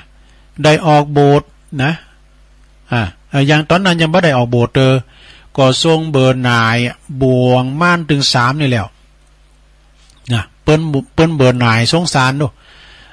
หันปิ้นของดินหน้าเบื่อหน่ายกายแกนบ้านหน้าอภิรมจมจืนความสุขโลกีมีเพียงชั่วขณะเป็นอนิจจังบ่ยังยืนถาวรวะเปิ้นว่านะมีปัดภาคมีจากมีจรฝืนโม่เมาอยู่เหมือนอยู่กับอันคุกตารางวะอยู่ในคุกตารางหมดอิสระภาพจึงหาต่างติจะสลัดตัดบ่วงอันเป็นสุขเทียมนั้นเนี่ยฉะนั้นปุถุชนคุณสามัญชนเขาเนี่ยตลาบได้ ตีตัดหักบ่ขาดตัดสวาดบ่มดด้วยนะจะไปในปานก็เพียงแต่ฟันเอาต่ออัน นะเพราะจิตใจวิญญาณเพราะจิตวิญญาณยึดติดผูกพันในสิ่งนั้นอยู่ทุกลมหายใจเนี่ยเกิดหาคุณหักเกิดหาของหักเกิดหาทรัพย์สินสลิงคานเกิดหาสมบัติของเงินทองแม่สัตว์เลี้ยงปิ้นนันเป็ดปิ้นไก่โง่ควายก็บอกวายปิ้นกังวดมดนะปิ้นกังวลมดไปฟังน้ำฟังธรรมอีกข้ามเขาดับเกิดหมูแล้วจ้าเนาะสิ่งเหล่านี้แหละคือยามเมื่อปัดภาคนะแฮมหน่อยเดียวโอ้ดอนลงนะยามเมื่อปัดภาคจากไปนะก็โศกาอาลัยวะโศกาอาลัยบางคนในกินบ้าใดนอนบ่าลับสมดังสมเด็จพระสัมมาสัมพุทธเจ้าเปิ้นได้ตรัสไว้ว่าปิยะโตชายะเตโสโกนี่แปลความว่าความโศกยอมเกิดแต่คุณและก็สิ่งของตีต้นหักเนี่ยยังเดียมันอยู่กับเฮามือแล้วมันหายไปเองนะก็ดีเนาะเอาก็จะได้อะไรโอ้ยอินดูอันเสียดายหน่อยนะสมมติว่ามือถือเฮาหายเบอร์โทรก็หายได้นะโอ้เฮาก็หม่นอกหม่นใจละนะที่มันปัดพาจากเฮาไปแต่วันหนึ่งมันจะต้องหายแน่นอนนะวางเปิดทั้งตัวทั้งตุลุงกับเมื่อกันนะเอาเดินซอหาเนี่ยพอบ่ายพอเงาสมมาเลยเปี้ยวอยู่ในห้องน้ำเพื่อก็มียืมเอาเน้นเขายืมเอาแล้วแต่เด็กพอได้มันแต่ดังอยู่ตรงไหนนะปุ่นวังอยู่ในห้องน้ำว่ะไปลืมไปปุ่นวันนั้นก็เอาใส่ถุงเสือเนาะไปตากน้ำติ๋วฮดดอกตากน้ำฮดดอกกลุ่มมาแล้วว่าเอาใส่ถุงเสือนะกลุ่มลุงแล้วน้ำบุญตกน้ำกะตกเสียสัตว์ตายแควะเอาในโบโต3 แผล มันหอยแหลงแต่ใจได้อยู่เนอะมันเกี่ยวมันแลนเลยพี่ยังมีพระบาลียืนยันอีกแถมบทหนึ่งว่าสัพเพธัมมานาลังอภินิเวสายะนี่สิ่งทั้งหลายทั้งปวงนะบอกควรยึดมั่นถือมั่นแบกไว้ควรหูจักปุงเนี่ยคุณหูจักปงเนี่ยจะไปยึดมั่นถือมั่นนะอันนี้ก็ปิ้นของกูนะอย่างนกตัวนั้นมันไปจับตุ่นได้ไผไปจับกับว่าของกูเงินคำกำเกี่ยวสมบัติภาษาฐานนะสังหาริมทรัพย์อสังหาริมทรัพย์บ้านจองหอเฮินก็เอาไปตัวมันได้แปลงไปหรอเฮินนะปุถุเสียงปิ้น300,000-400,000เสด็จเป็นล้านนะแปลงบ้านแปลงจองจัดเหมาะจัดงามติดทำซ้ำนะลองหามดลมหายใจกับบ้านเฮาแปลงเสียงปิ้น300,000-400,000เป็นล้านก็ตามเถอะเขาดึงเฮานอนแหละนะหามเฮาลูนอนกับลางบุญ สุดท้ายก็ไปส่งถึงให้ปัจจ้าไฟติดต่างคุณต่างไปแล้วกันนั้นนะปุ๋งเหือวางเนอทุกสิ่งทุกอย่างก็จะเบ้าลงเพราะคุณเฮามันงมงายประมาทวะเพิ่นว่านะมัวงมงายประมาทจึงขาดสติเริ่มคิดถึงกรรมนะพระพุทธเจ้าก่อนที่จะปรินิพพานเพิ่นได้ตรัสพระดำรัสฝากไว้ว่าหันทธานิภิกขเวอามันตยามิโวนะวยะธรรมมาสังขาราอัปปมาเทนะสัมปะเทถะนี่อันนี้เป็นคำบาลีนะลูกนะ เป็นคำบาลีถ้าเปิ้นแปลก็นะดูก่อนภิกษุทั้งหลายเราขอเตือนเธอทั้งหลายเป็นครั้งสุดท้ายว่าสังขารทั้งหลายบ่เที่ยงแต่แน่นอนยอมเสื่อมสิ้นไปเป็นธรรมดาท่านทั้งหลายจงตั้งอยู่ในความบ่ประมาทเถิดนี่พระพุทธเจ้าเปิ้นตรัสเป็นโอวาทครั้งสุดท้ายนะลูกนะเปิ้นบ่ฮือความประมาทว่าจะไปปาการประมาทพังเพอเน้อนะประมาทแปลว่าเลินเล่อเนาะคือประมาทในการสร้างคุณงามความดีหาติกรรมไว้สอหาปาไทยังไว้เนี่ยสอหาเขาห่อไว้เฮือแก่ได้แก่ธรรมะอันควรแสวงหานะอันควรแสวงหาอันปิ้นขุมสับตีปึง ติทาวรหนึ่งนะแล้วก็อังคะสมนิธิสัพติโตวิชาความหูสัพติโตก็คือวิชาความหูอันเป็นสติปัญญาประกอบอาชีพเนี่ยเป็นสัพติไผลักขโมยแปมใดเนอปัญญานี่นะสดาญาโยมทั้งหลายขโมยจวยโจรก็ถึงลักแปมใดไฟใหม่ก็ถึงไหนนะข้อที่สองอนุคามิกนิธิขุมสัพติโตก็ได้แก่บุญกุศลเนอได้แก่บุญกุศลความคุณงามความดีเฮาเนี่ยมีศีลธรรมประจำโตประจำใจมีสมาธิจิตใจต่างมั่นคงมั่นปัญญานะปัญญานี่ก็สำคัญนะปัญญาหูแจ้งแทงแห่งงานสภาวะสังขารเด้อปัญญานี่นะสัพขุมนิปินชายาอิวะนะอนุปายินีเหมือนเงาติดตามตนโตเฮาไปทุกหนทุกแห่งเด้อชายาอิวะนี่นะเป็นเงาติดตามตนโตเฮาไป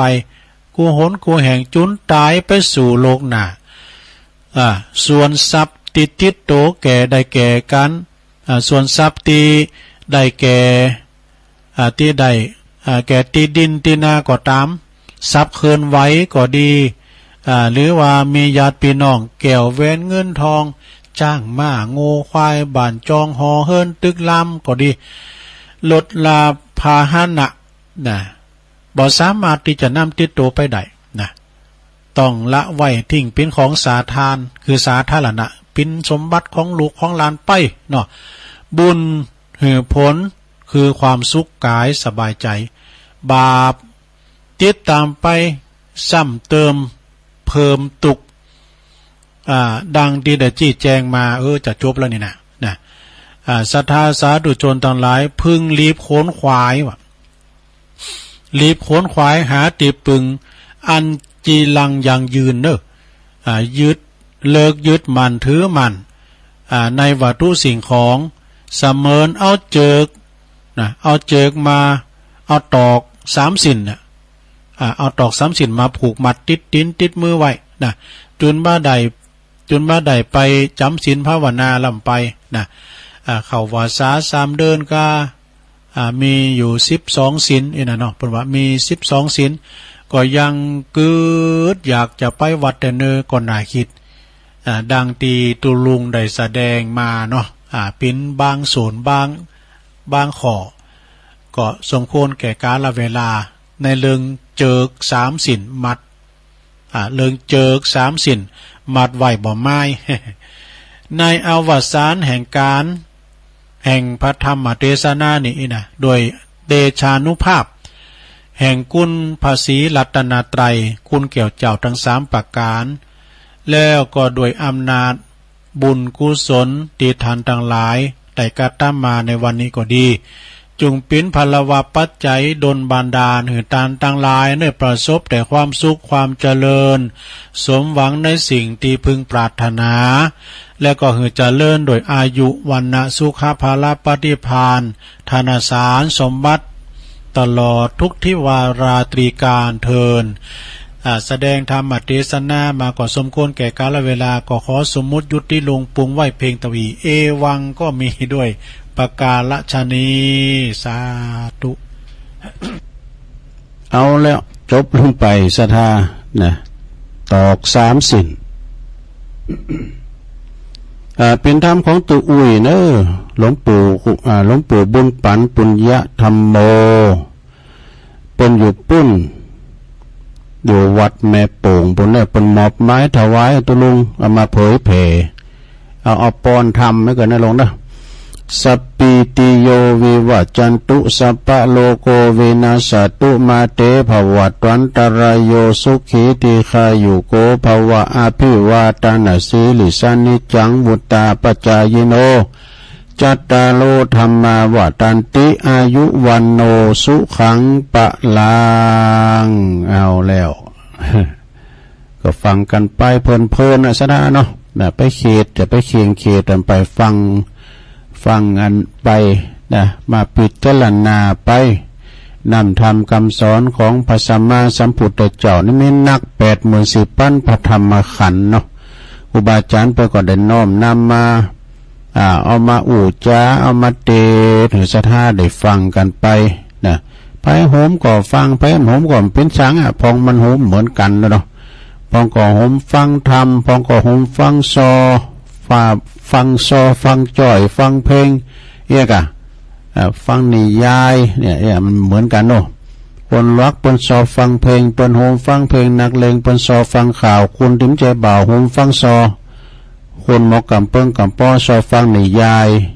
คุณเปิ้งใครสบายซอฟังนำฟังธรรม อย่าไม่หลงประหลงเขาเนี่ยเนาะละอ่อนมันไปฟังให้มันได้ศรัทธาเนาะมีทำคติธรรมนั่นนะลงเลยอันนี้ตามคำขอเปิดว่าเอาต้านสายต้านเตนมาวางก็แล้วตัวลุงก็จะว่าไปตามนั่นแหละอันนี้ของอาจารย์เสี่ยวอสมมาเด้อของอาจารย์สืบเตชะวงศ์เด้ออันนี้เป็นอายุเกินเดียวกันตัวลุงแต่ว่าเป็นมีความหูสูงเป็นครูบาอาจารย์เนาะเป็นพิมพ์ถวายตัวลุงแต่หึงก็โมเมินอ่ะแต่จามก็จามเลยมันคันหูดังเหรอเนี่ยการต้านสายต้านเตนเนี่ยเป็นว่าอีว่าหลงว่าหลายตัวเนาะแต่ไม่หลงได้ฟังก็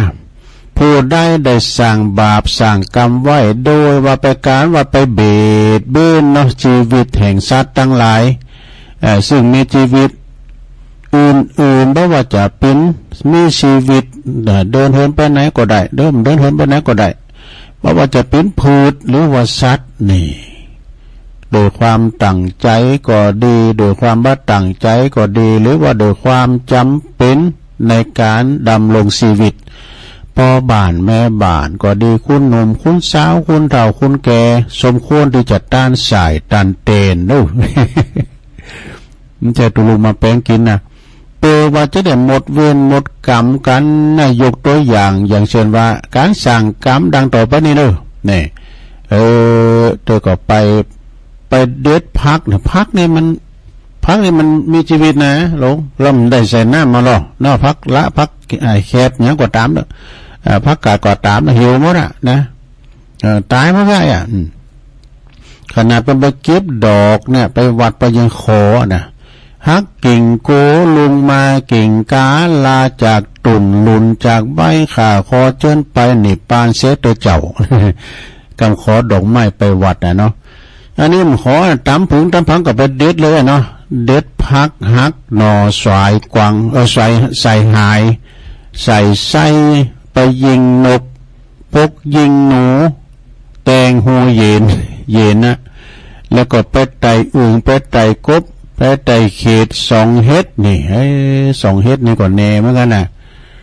2 เฮ็ดนี่เขาก็ว่าตามมันก็มีสู้เข้าไป2ที่ไหนมาดึงสะท้อนแสงมาเขียวหุ่มไว้ มันจะเลื่องแสงเนี่ยเนาะ2 เฮ็ดก็ดีนะไปเบ็ดปลาก็ดีนะหาผักหวานผักหวานย้ำอีกกันเนาะมันปรุงได้ก้าหวานแหก็ตามตัวนะนี่ไปแย่หั่งมอสุ่มไปคุดแมงมัน แมงมันจอมหัวลำวะนี่ ไปคุดอีแย่นะเราอ่อนเดิมหูจักกันอีแย่เนาะก่อนนี่นักเด้ออีแย่นี่มันโตจะลายอย่างเสือนะสัตว์เลื้อยคลานชนิดหนึ่งนะอีแย่เนี่ยแต่ก็นี่มีโรงเรียนพวกน้ำกัดเนี่ยนะเป็นเล่งแย่ละอ่อนนักเลยนะสันน้ำหมดนั้นนะเป็นหูแย่นะมันหลงเป็นเล่งแย่บัดนี้เป็นเล่งหมดอ่ะขนาดมุสุ่มก็ยังเล่งนะตั้งปุ่นภาคอีสานเนี่ยมดแดงมุสุ่มเป็นเล่งเต้าก็ยังเล่งเนี่ยดูเนี่ยใช่ไหมพักเวรในเล่งหมดอ่ะว่ามาตามธรรมชาติเดี๋ยวใครมีแล้วเนอะจนเล่งไว้แล้วขนาดว่าแมงอย่างก็นี่แมงจักแตนน้อยนะ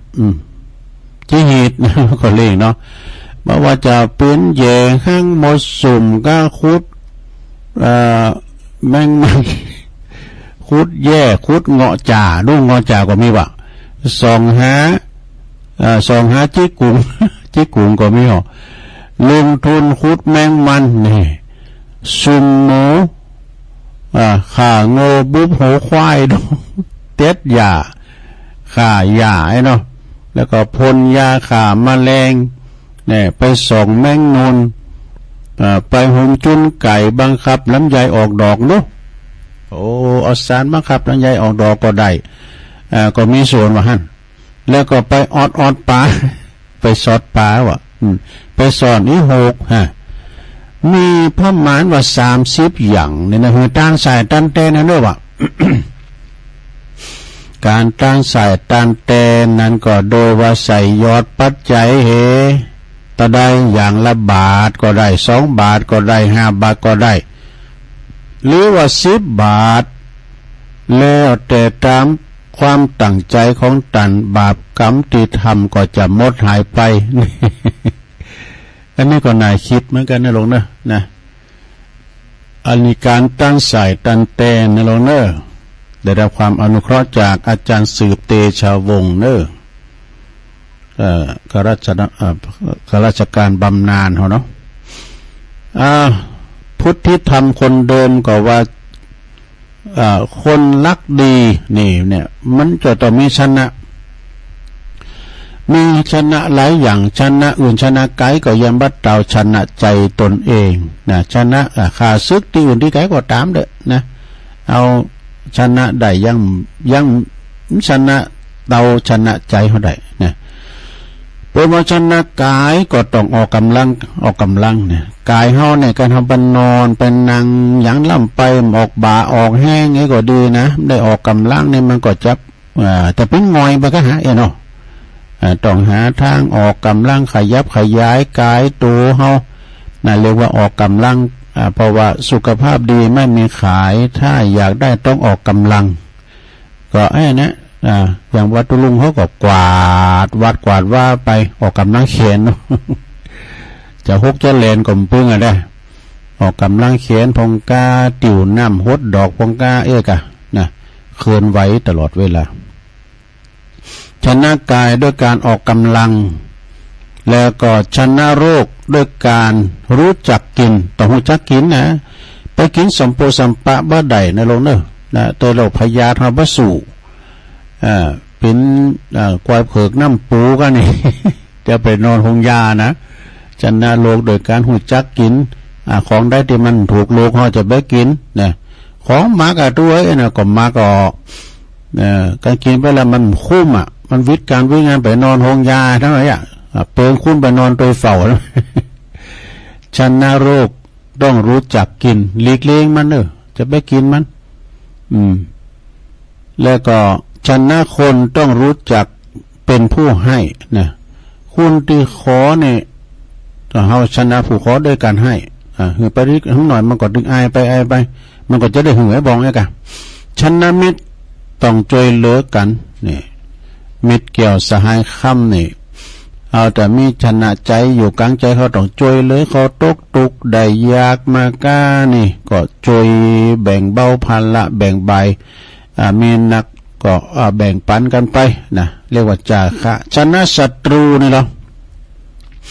ชนะศัตรูนี่ก็ต้องหืออภัยนี่อภัยนี่มันของหึงกันยากเนอะสัทธาอภัยนี่นะคือมันเขามาอภัยยกตัวเหรออย่างว่าเป็นแผ่เมตตาก็อภัยก็เนี่ยเหมือนกับเป็นยกนี่เหรอเป็นประมาณนั้นนะบัดติดใจสงสัยเอาความเนี่ยมาสักอย่างแล้วไปเลยมาแล้วก็แล้วไปจังโหมันเตอะนี่อภัยวันนี้เนาะมันว่าคิงมันด่าคิงมันเจ้าจีนพุดออกเป็นตินปิ้นดินดู อันนี้คุณทอมเก่าว่านะมันด่ามันเจ็บได้มาอย่างมันพุดออกเป็นตินปิ้นดินจีนี่ไง คุณทอมเก่าว่ามันเจ็บใจไม่ไง ชนะศัตรูด้วยการให้อภัยแล้วก็ชนะกิเลสด้วยการปฏิบัติธรรมนี่ชนะกิเลสโดยการปฏิบัติธรรมนะศรัทธาญาติโยมทั้งหลายฉะนั้นพระจะไปปฏิบัติธรรมก็เจอแต่ละวัดแต่ละว่าวัดเกตกาลามปุณน้ำตีหนึ่งไปปฏิบัติธรรมกันคนใดที่มองเห็นคุณค่าตัวเรานั่นก็คือที่ควรอยู่ในสายตาคนใดที่ห่วงที่คอยห่วงทุกเวลาคนนั้นคือเราที่เราต้องห่วงใยคนใดที่มีความจริงใจให้นั่นก็คือคนที่ควรเรารักษาไว้นี่คนใดที่ อยู่เคียงข้างยามเรายากไร้นั่นก็คือเป็นคนที่เราควรดูแลเนี่ยเขาท้าเนี่ยนะหลวงเอาลำกำหนึ่งตัวลุงว่ากูมานำไปนี่ว่ามันพิกเนี่ยพองกะคนใดมองเห็นคนใดที่มองเห็นค่าในตัวเรานั่นคือคนที่ควรอยู่ในสายตานี่อยู่ในสายตาเนอะมันจะนอกสายตานะคนใดที่ห่วงใยคนใดที่คอยห่วงทุกเวลานั่นคือคนที่เราต้องคอยห่วงใยเนี่ยเนาะคนใดที่มีความจริงใจให้นั่นคือคนที่เราควรรักษาไว้เนี่ยคนใดที่อยู่เคียงข้างคนใดที่อยู่เคียงข้างยามยากไร้นั่นควรเป็นคนที่เราควรดูแลนี่นะกติธรรมของผู้ที่ทำคนเดิมเน้อเขาทานเน้อเอามาเราสู่จู้กันฟังในลงเน้อนะเราสู่จู้กันฟังไป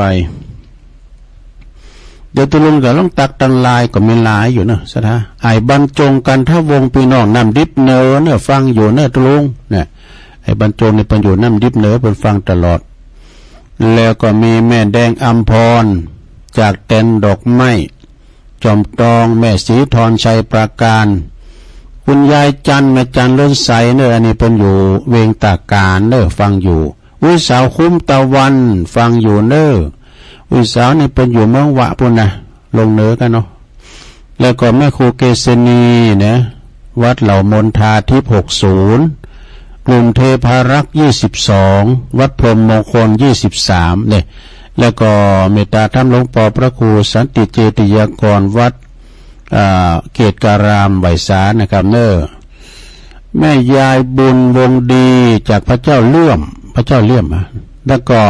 คุณแม่จงดีเชื้อกันทาเมืองฝางเนอเมืองฝางแม่ศิรินทิพย์บุญเลิศแม่ศิรินทิพย์นี่เป็นอยู่กรุงเทพฟังอยู่เนอตุลงฟังอยู่เจ้าแล้วก็มียงยุทธมณีวันอันนี้อยู่บ่อแห้วลำปางบนเนอเนี่ยฟังติดตามฟังตลอด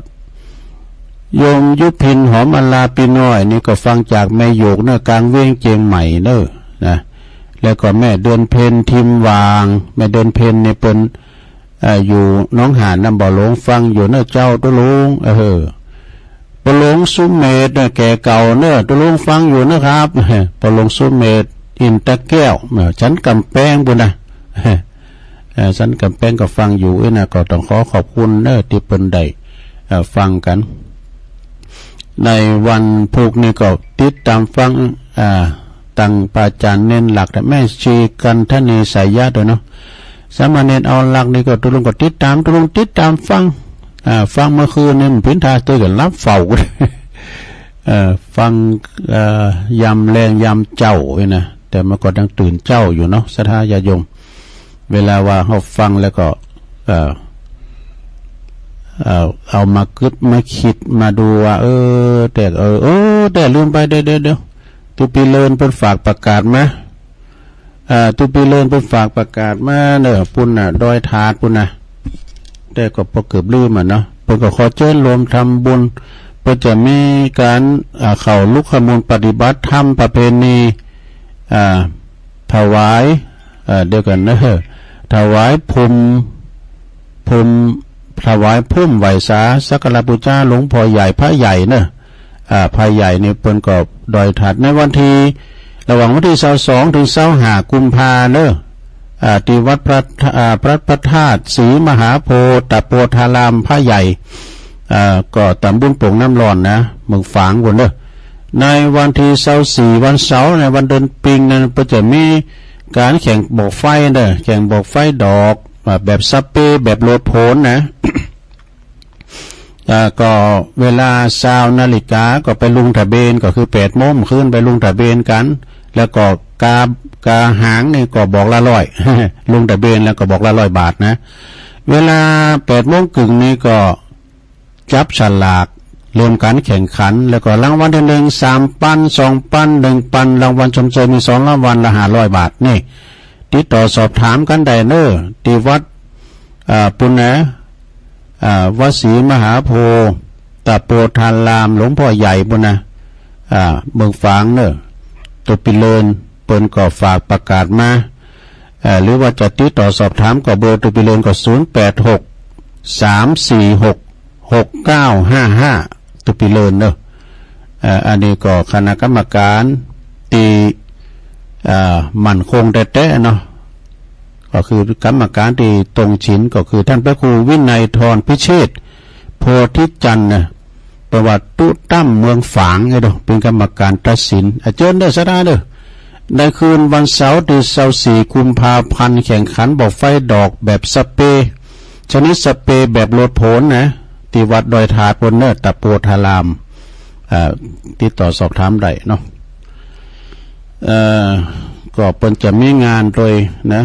เปิ้นมีงานเข้ากรรมโดย22ถึง24ประการ25เนาะเปิ้นจะมีงานโดยที่วัดตุปิเลินก็ไปให้กุฏินะช่วยงานวัดว่าอารามต่างๆไปวัดเหนือวัดใต้ไปแถวลำปางไปตัวทีมงานถ่ายทอดสดด้วยอีกนะตอนนี้ไปนี่ตุลุงก็จะลองเปลี่ยนบรรยากาศพอสักหน่อยเนาะสถานเนาะตุลุงก็จะลองว่าทักทายกับพี่น้องสถาที่จะโทรมาเนาะจะโทรมาก็โทรมาที่เบอร์0899556506เจริญปอนไปสาเจ้าลุงนี่เมอามอนกะเจ้าฟังจัง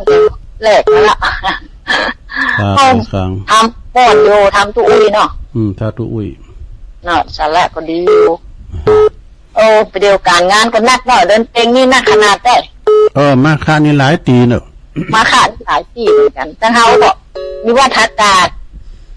เราไม่มีตัวน้อยตัวกับหัวการไล่การคาการปรุงไปแล้วแต่ไหนก็ไปหาน่ะเนาะเอาล่ะเจ้าแต่ว่าวันซื้อนี่ก็ปุ้นลายสายปุ้น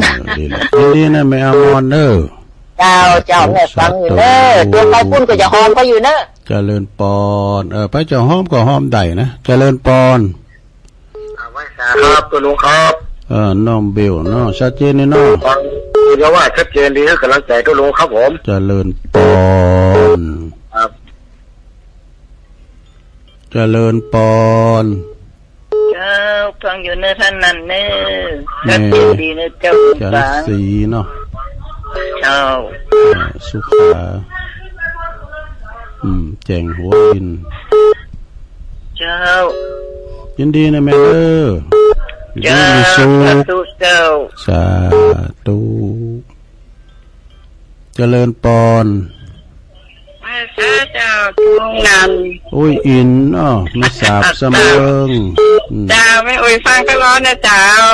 ดีไม่สาบเสมอบันทุกเรดิโอแล้วชัดเจนเจ้าแม่น่ะบันทุกเรดิโอ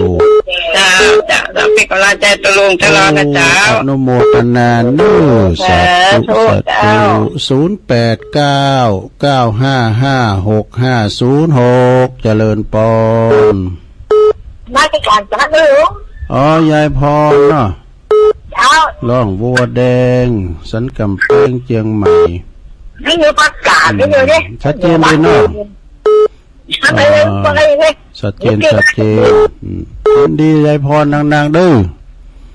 ไปเลิงปล่อยลงเนาะเจริญปอนพระเจ้าตัวลุงฟังอยู่เนอะจากลำปางมันไหลน้อยแม่น้อยเจ้าแม่น้อยอุดุดีอะเจ้าดีกันชัดเจนดีตัวลุงไหลนาน้อยเนาะเจ้าบรรลัยน้อยเจ้า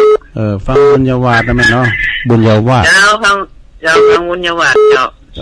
ดีละฟังกันไปเนอะสาธุนะแม่เนอะเจ้าไม่คืนตุลุงมาออกกันรายการไม่ได้มีห้องคืนตุลุงนี่แหละสาธุเนอะเจริญปอน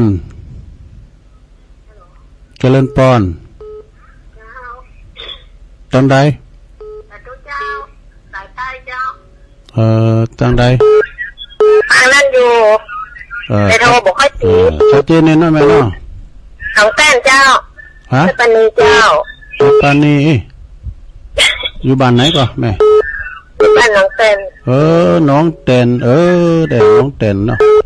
น้องเต็นกัดงูกันเนาะกัดงูเจ้ากัดงัวมันอยู่ชัดเจนเลยนะแม่เนาะชัดเจนตั้งโทรศัพท์จ้ะดีชัดสุดดีแม่ปานนี้เด้อเจ้าฟังดิเจ้าไก่กับกาตุงฟ้าบดน่ะกะเนาะมาแถมได้อยู่สักสายสองสายเจริญปอนสาธุเจริญปอนไปสาธุลุงเจ้าแม่น้อยท่าโทกเนาะแม่สีกุลแม่สีกุลแม่สีกุลปากลุงอยู่แน่สัจเจนดีเจ้าตันตุลเนาะบ้านหนองล้อเจ้าชัดเจนนี่เนาะแม่ฟังบุญวาดกะเจ้าบุญวาดเจ้าเดี๋ยวยินดีแม่นางๆเด้อบุญหักษาสาธุ0899556506เจริญปอนแกไปฝ่ายเจ้าตะลุงนี่ชัดเจนนี่ฮะแม่สิท้อนะเจ้าน้องบัวสัตว์เจ้าแล้วนะชัดเจนที่เจ้าพระบาทอุดมใส่ประกันน้องบัวใส่ประกันพระบาทอุดมเนาะเจ้าเดี๋ยวยินดีหลายๆเด้อเจ้าสาธุ0899556506เจริญปอนบลงวินะครับสันขี่เล็กนั่นแหละทำไมเนาะเลยก็นักสันขี่เล็กบลงก็สบายดีนะลุงเนาะครับสบายปอเฟียงเป้าลุงก็สบายแล้วตามมาตรภาพหน่อยนี่เหรอเจ็บไข่ยินดีบลงนานๆครับไว้จ้าครับมึงไม่อาย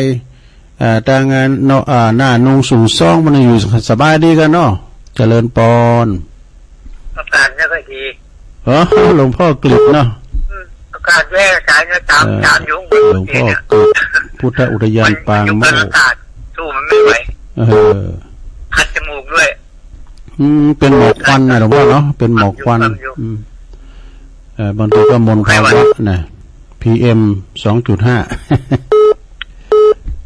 ซ้ำอยู่ในป่าลดไปละเจริญปอนแม่อยู่ไหนแม่อยู่ตำบลมังเดินแม่ยังไงแม่แก้วแม่อุ้ยแก้วตำบลวางเงินเนี่ยเมืองลำปางเนาะแม่ลำปางไม่ฟังสถานีบุญเยาวาดเนาะบุญเยาวาดชัดเจนนี่เนาะเจ้าเดี๋ยวบุญรักษานะแม่เด้อสาธุตุลุงก็ฟังครูบาอาจารย์ทั้งลำปางก็อู่โมนเจริญปอนฮัลโหลเจริญปอนอันนี้ปอลามกันนะปอลามเซนปอลามเซนมาแล้วฟังอยู่ด้วยตอนสอนสายเนาะปอลามเซนที่งานที่ไหนเนาะช่วงนี้วันที่24วันนี้ตาตุ้มนี่ขออนุญาตเพราะมันตรงกับตำบลเดียวกันนะวัดฝรั่งเนาะฝรั่งนะก็ตือประกันมุ่นไว้นั่นน่ะ3 ตี 4 ตีกันวันน่ะก็ได้เยอะลางได้ได้ประจำในตำบลเดียวกันเนี่ยก็ครับเป็นอย่างนั้นเนาะไปไหนบ้านไหนก็วันนี้ไปไหนตอนบ่ายนี่ไปที่บ้านมาจ้ะแต่มันฟังตอนนั้นเนี่ยแล้วลืมใส่น้ำนานเลยไม่ลืมใส่น้ำนานนะเขานะคือมันเหี่ยวมันจะทำแล้วนะพี่ยังกดตัวไหนมันจะตุ่มกันไปเนาะเดี๋ยวป้ากันใหม่เนาะยินที่ไหนก็ได้หรอยินดีฮะที่ไหนก็ฝรั่งงานครูบาครูปีอ่ะค่อยหลวงนะงานประเภทนี้22 23 24ไงก็มีรายชื่อมีแล้วนะอันเป็นนี่มีกติอันประกาศนะกันแต่ขอบคุณพลามเลยวันนั้นต้องขอบคุณทางงาน ปลิงมาเดินเจริญปอนท่านได้ไหมอ๋อแม่อัมพายเจ้าฟังทุลุงอยู่เด้อโอ้แม่คือดอยสะเก็ดมาแล้วเนาะฟังชัดเจนเนี่ยฟังไฟเห็นนะเจ้าฟังเห็นนะทุลุงดีกะก็ขอบคุณแม่อัมพายหลายๆเด้อเจ้าไว้ตาเจ้าทุลุงสาธุดังดอยสะเก็ดก็ดังสันทรายก็ป่าเหมิดก็โยมสมพรก็ฟังกันหลายอยู่เจริญปอนมนมัสการเจ้าทุลุงตั้งได้ไหมแม่โทรมาจากลำปางเจ้าแม่สีเจ้าแม่สีเนาะแม่สีอยู่บ้านเนี่ยหมื่นละเจ้าแม่อยู่บ้านเขื่อนยางเจ้าบ้านเขื่อนย่างย่ะเจ้าบ้านเขื่อนยางบ้านดงเขื่อนยางเจ้าไม่ฟังบุญจะวาดเนาะชัดเจนเลยเนาะเจ้าชัดเจนดีเจ้าเดี๋ยวขอบคุณแม่สีนางๆเด้อเจ้าเหมือนแล้วไม่ได้โทรหาทุลุงสาธุสายสุดท้ายพอดีเนาะก็ได้อยู่15สายด้วยกันถึงหมดถึงเสียงเนาะศรัทธาญาติโยมทั้งหลายขอบคุณกูเสียงกูสายเนอก็มีแม่อมรทาดอยขังบนเดินนี่นะตัวแทนพี่น้องบรรทามีน้องเบลจากลำปางแม่จันศรีสุขาจากแหล่งโหลินฝางแม่อุ้ยอินแม่สาบเสมอเนอยายพรร้องวัวแดงสันกำแพงเชียงใหม่แม่น้อยอุดดีบันไหลนาน้อยลำปางแม่ปราณีน้องเต้นเนี่ยปรุงฝาบดเนี่ยไก่กับกาดโง่เนี่ยนะแม่สีคุ้นตันตุละหนองล่องแม่สีทอนหนองบัวชัยปราการพลงวินนะสันขีเล็กเนี่ยบนฝั่งสายตรงเนี่ยหลวงพ่อกฤษจากพุทธอุทยานปางโม่เชียงดาวแม่แก้วจากตำบลวังเงินเนอะปลามเซียนนะสุวรรณมานี่อยู่น้องโบเนี่ยน้องโบหลายปิ้งเนี่ยนะน้องโบก้อขาเนี่ยแล้วก็แม่อัมภัยจากแม่คือดอยสะเก็ดเนอะแล้วก็แม่สีจากเขื่อนยางเนาะบ้านเขื่อนยางลำปาง15สายก็พอดีละนะขอบคุณกูเสียงกูสายเนอะศรัทธาญาติโยมก็เลยว่าตุลุงอุพิษอุพาทประการได้ก็สุมาอภัยวันจันทร์น่ะก็ปะกันแหมนะจันทร์น่ะก็ตุลุงก็สรรหาเนาะเอาน้ำเอาธรรมมาเทศนี่ฟังพองเอกเอาคติธรรมนิทานธรรมมาในชาดกพองก็มาเล่าสู่จูกันฟังเด้อศรัทธาญาติโยมทั้งหลายได้ส่งงานให้น้องเจเจเด้อน้องเจเจจะส่งงานนี่ละจะตัดสัญญาณไปที่น้องเจเจกันเนาะอยู่ดีมีสุขอายุมันควันยืนเหมือนกันจุโกจุตานเด้อจัตตาโลธรรมาวัตันติอายุวันโนสุขังปะลัง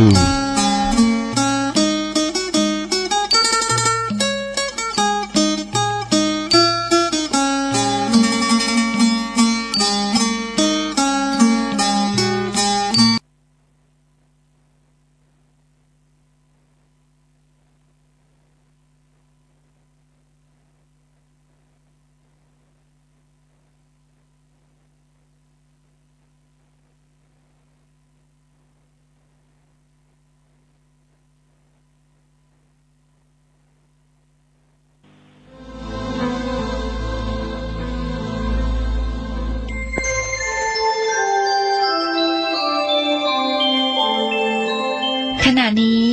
ท่านกำลังฟังสถานีวิทยุกระจายเสียง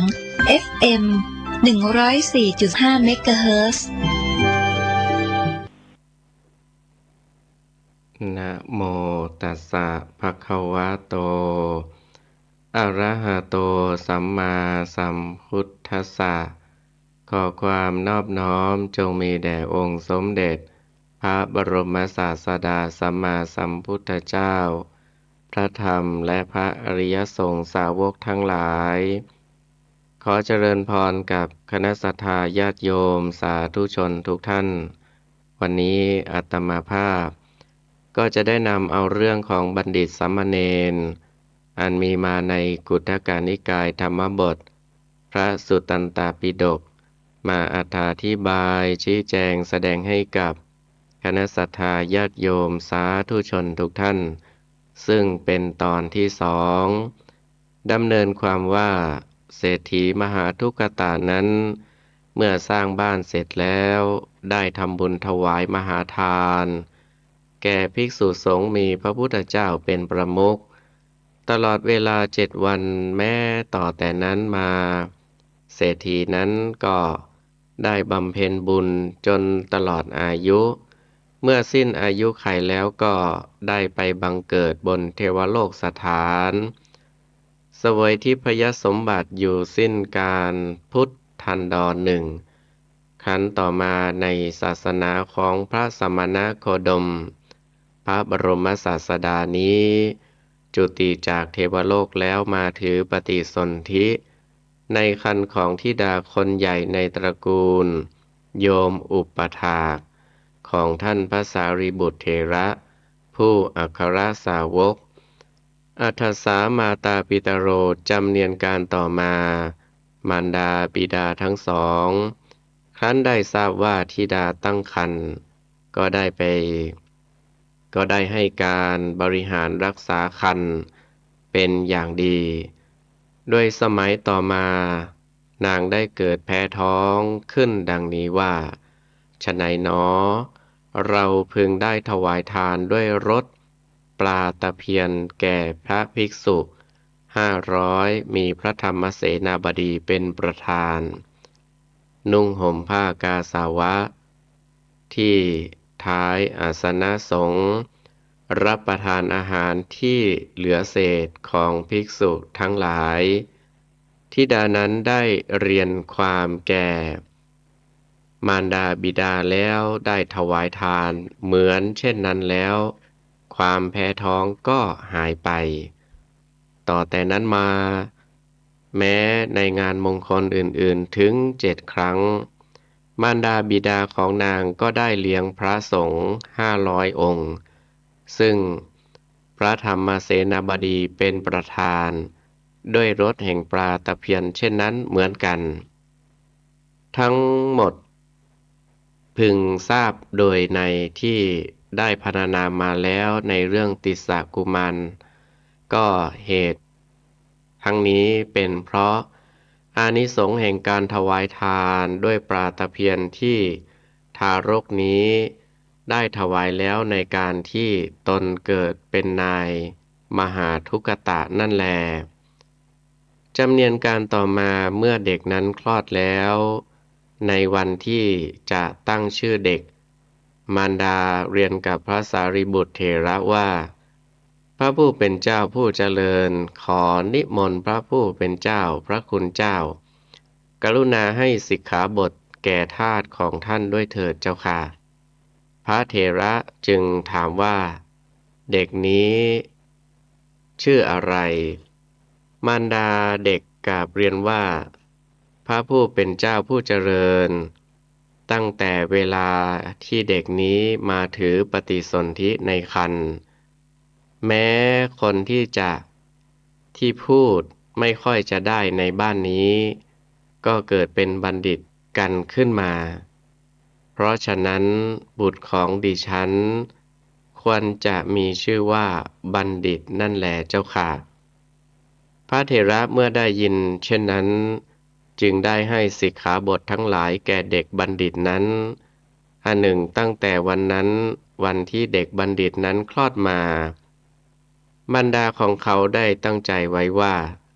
จักไม่ขัดอัธยาศัยจิตใจของบุตรของตนเมื่อเวลาเด็กบัณฑิตนั้นมีอายุเจริญมาได้7 กว่าปี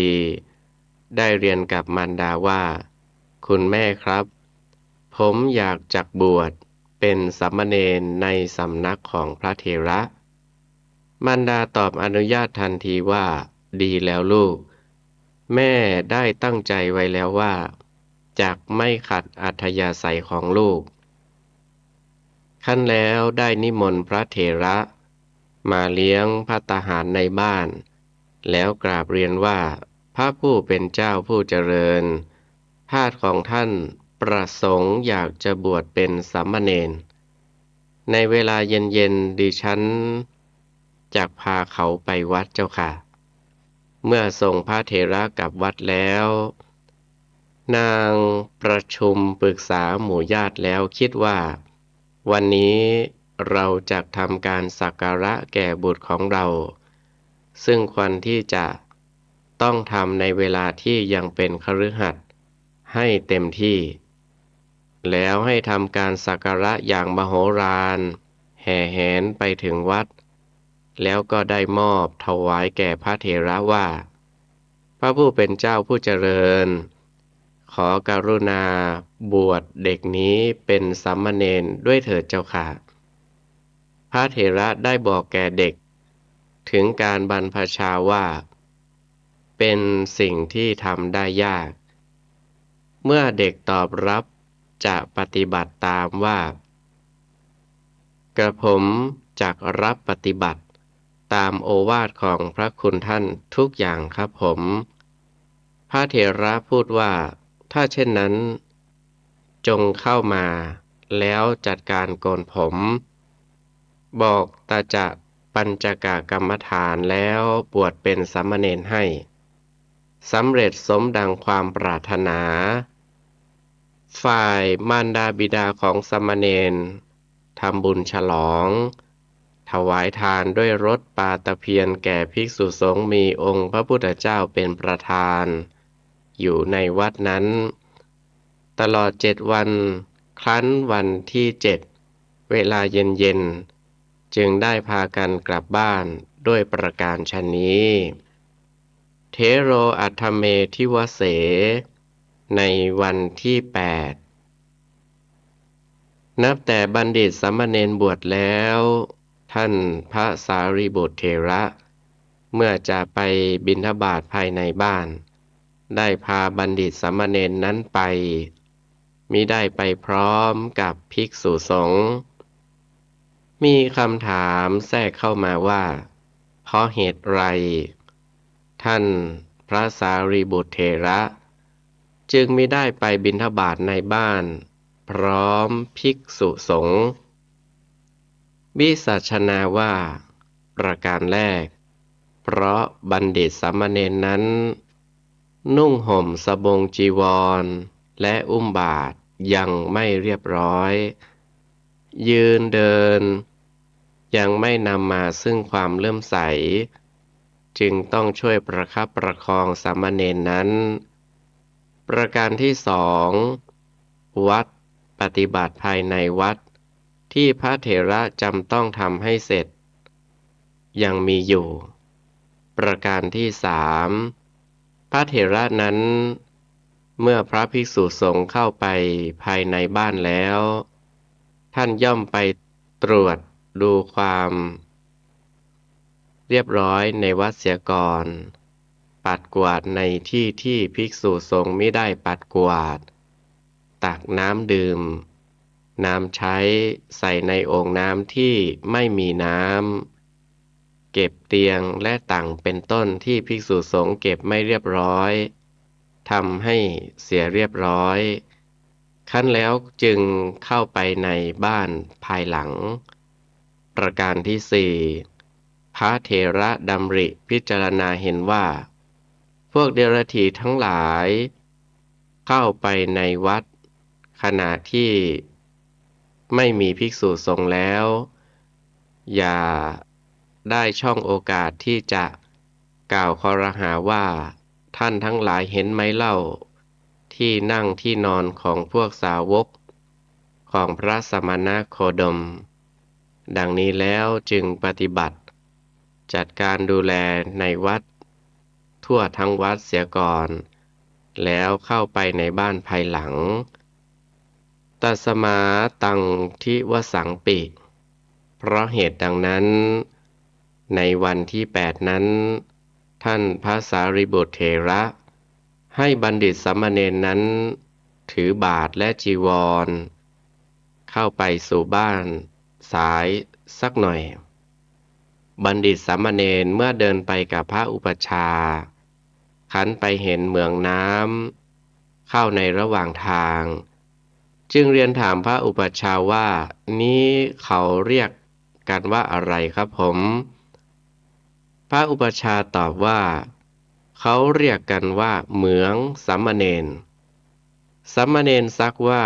เขาทำประโยชน์อะไรกันด้วยเหมืองนี้ครับผม พระอุปัชฌาย์ตอบว่า เขาไปเอาน้ำมาจากข้าง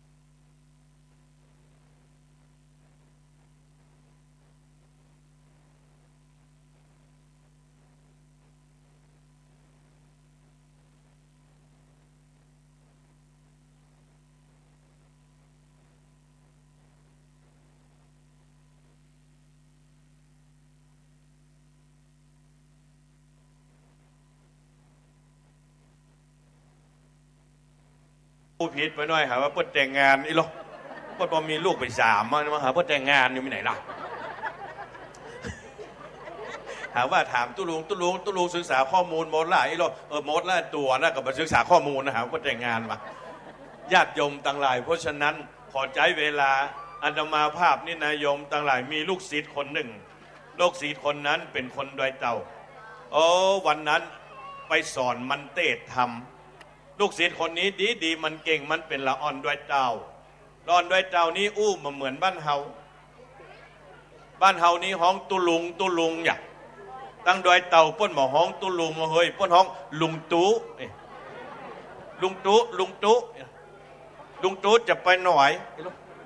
ลุงตู้เป็นผอยมาญาติดอยอาห่างวันนะวะลูกศิษย์คนนี้เป็นละอ่อนด้วยเต่าเป็นตู้เจ้าวันนั้นเอาไปหัดเตศคุณพลาดอน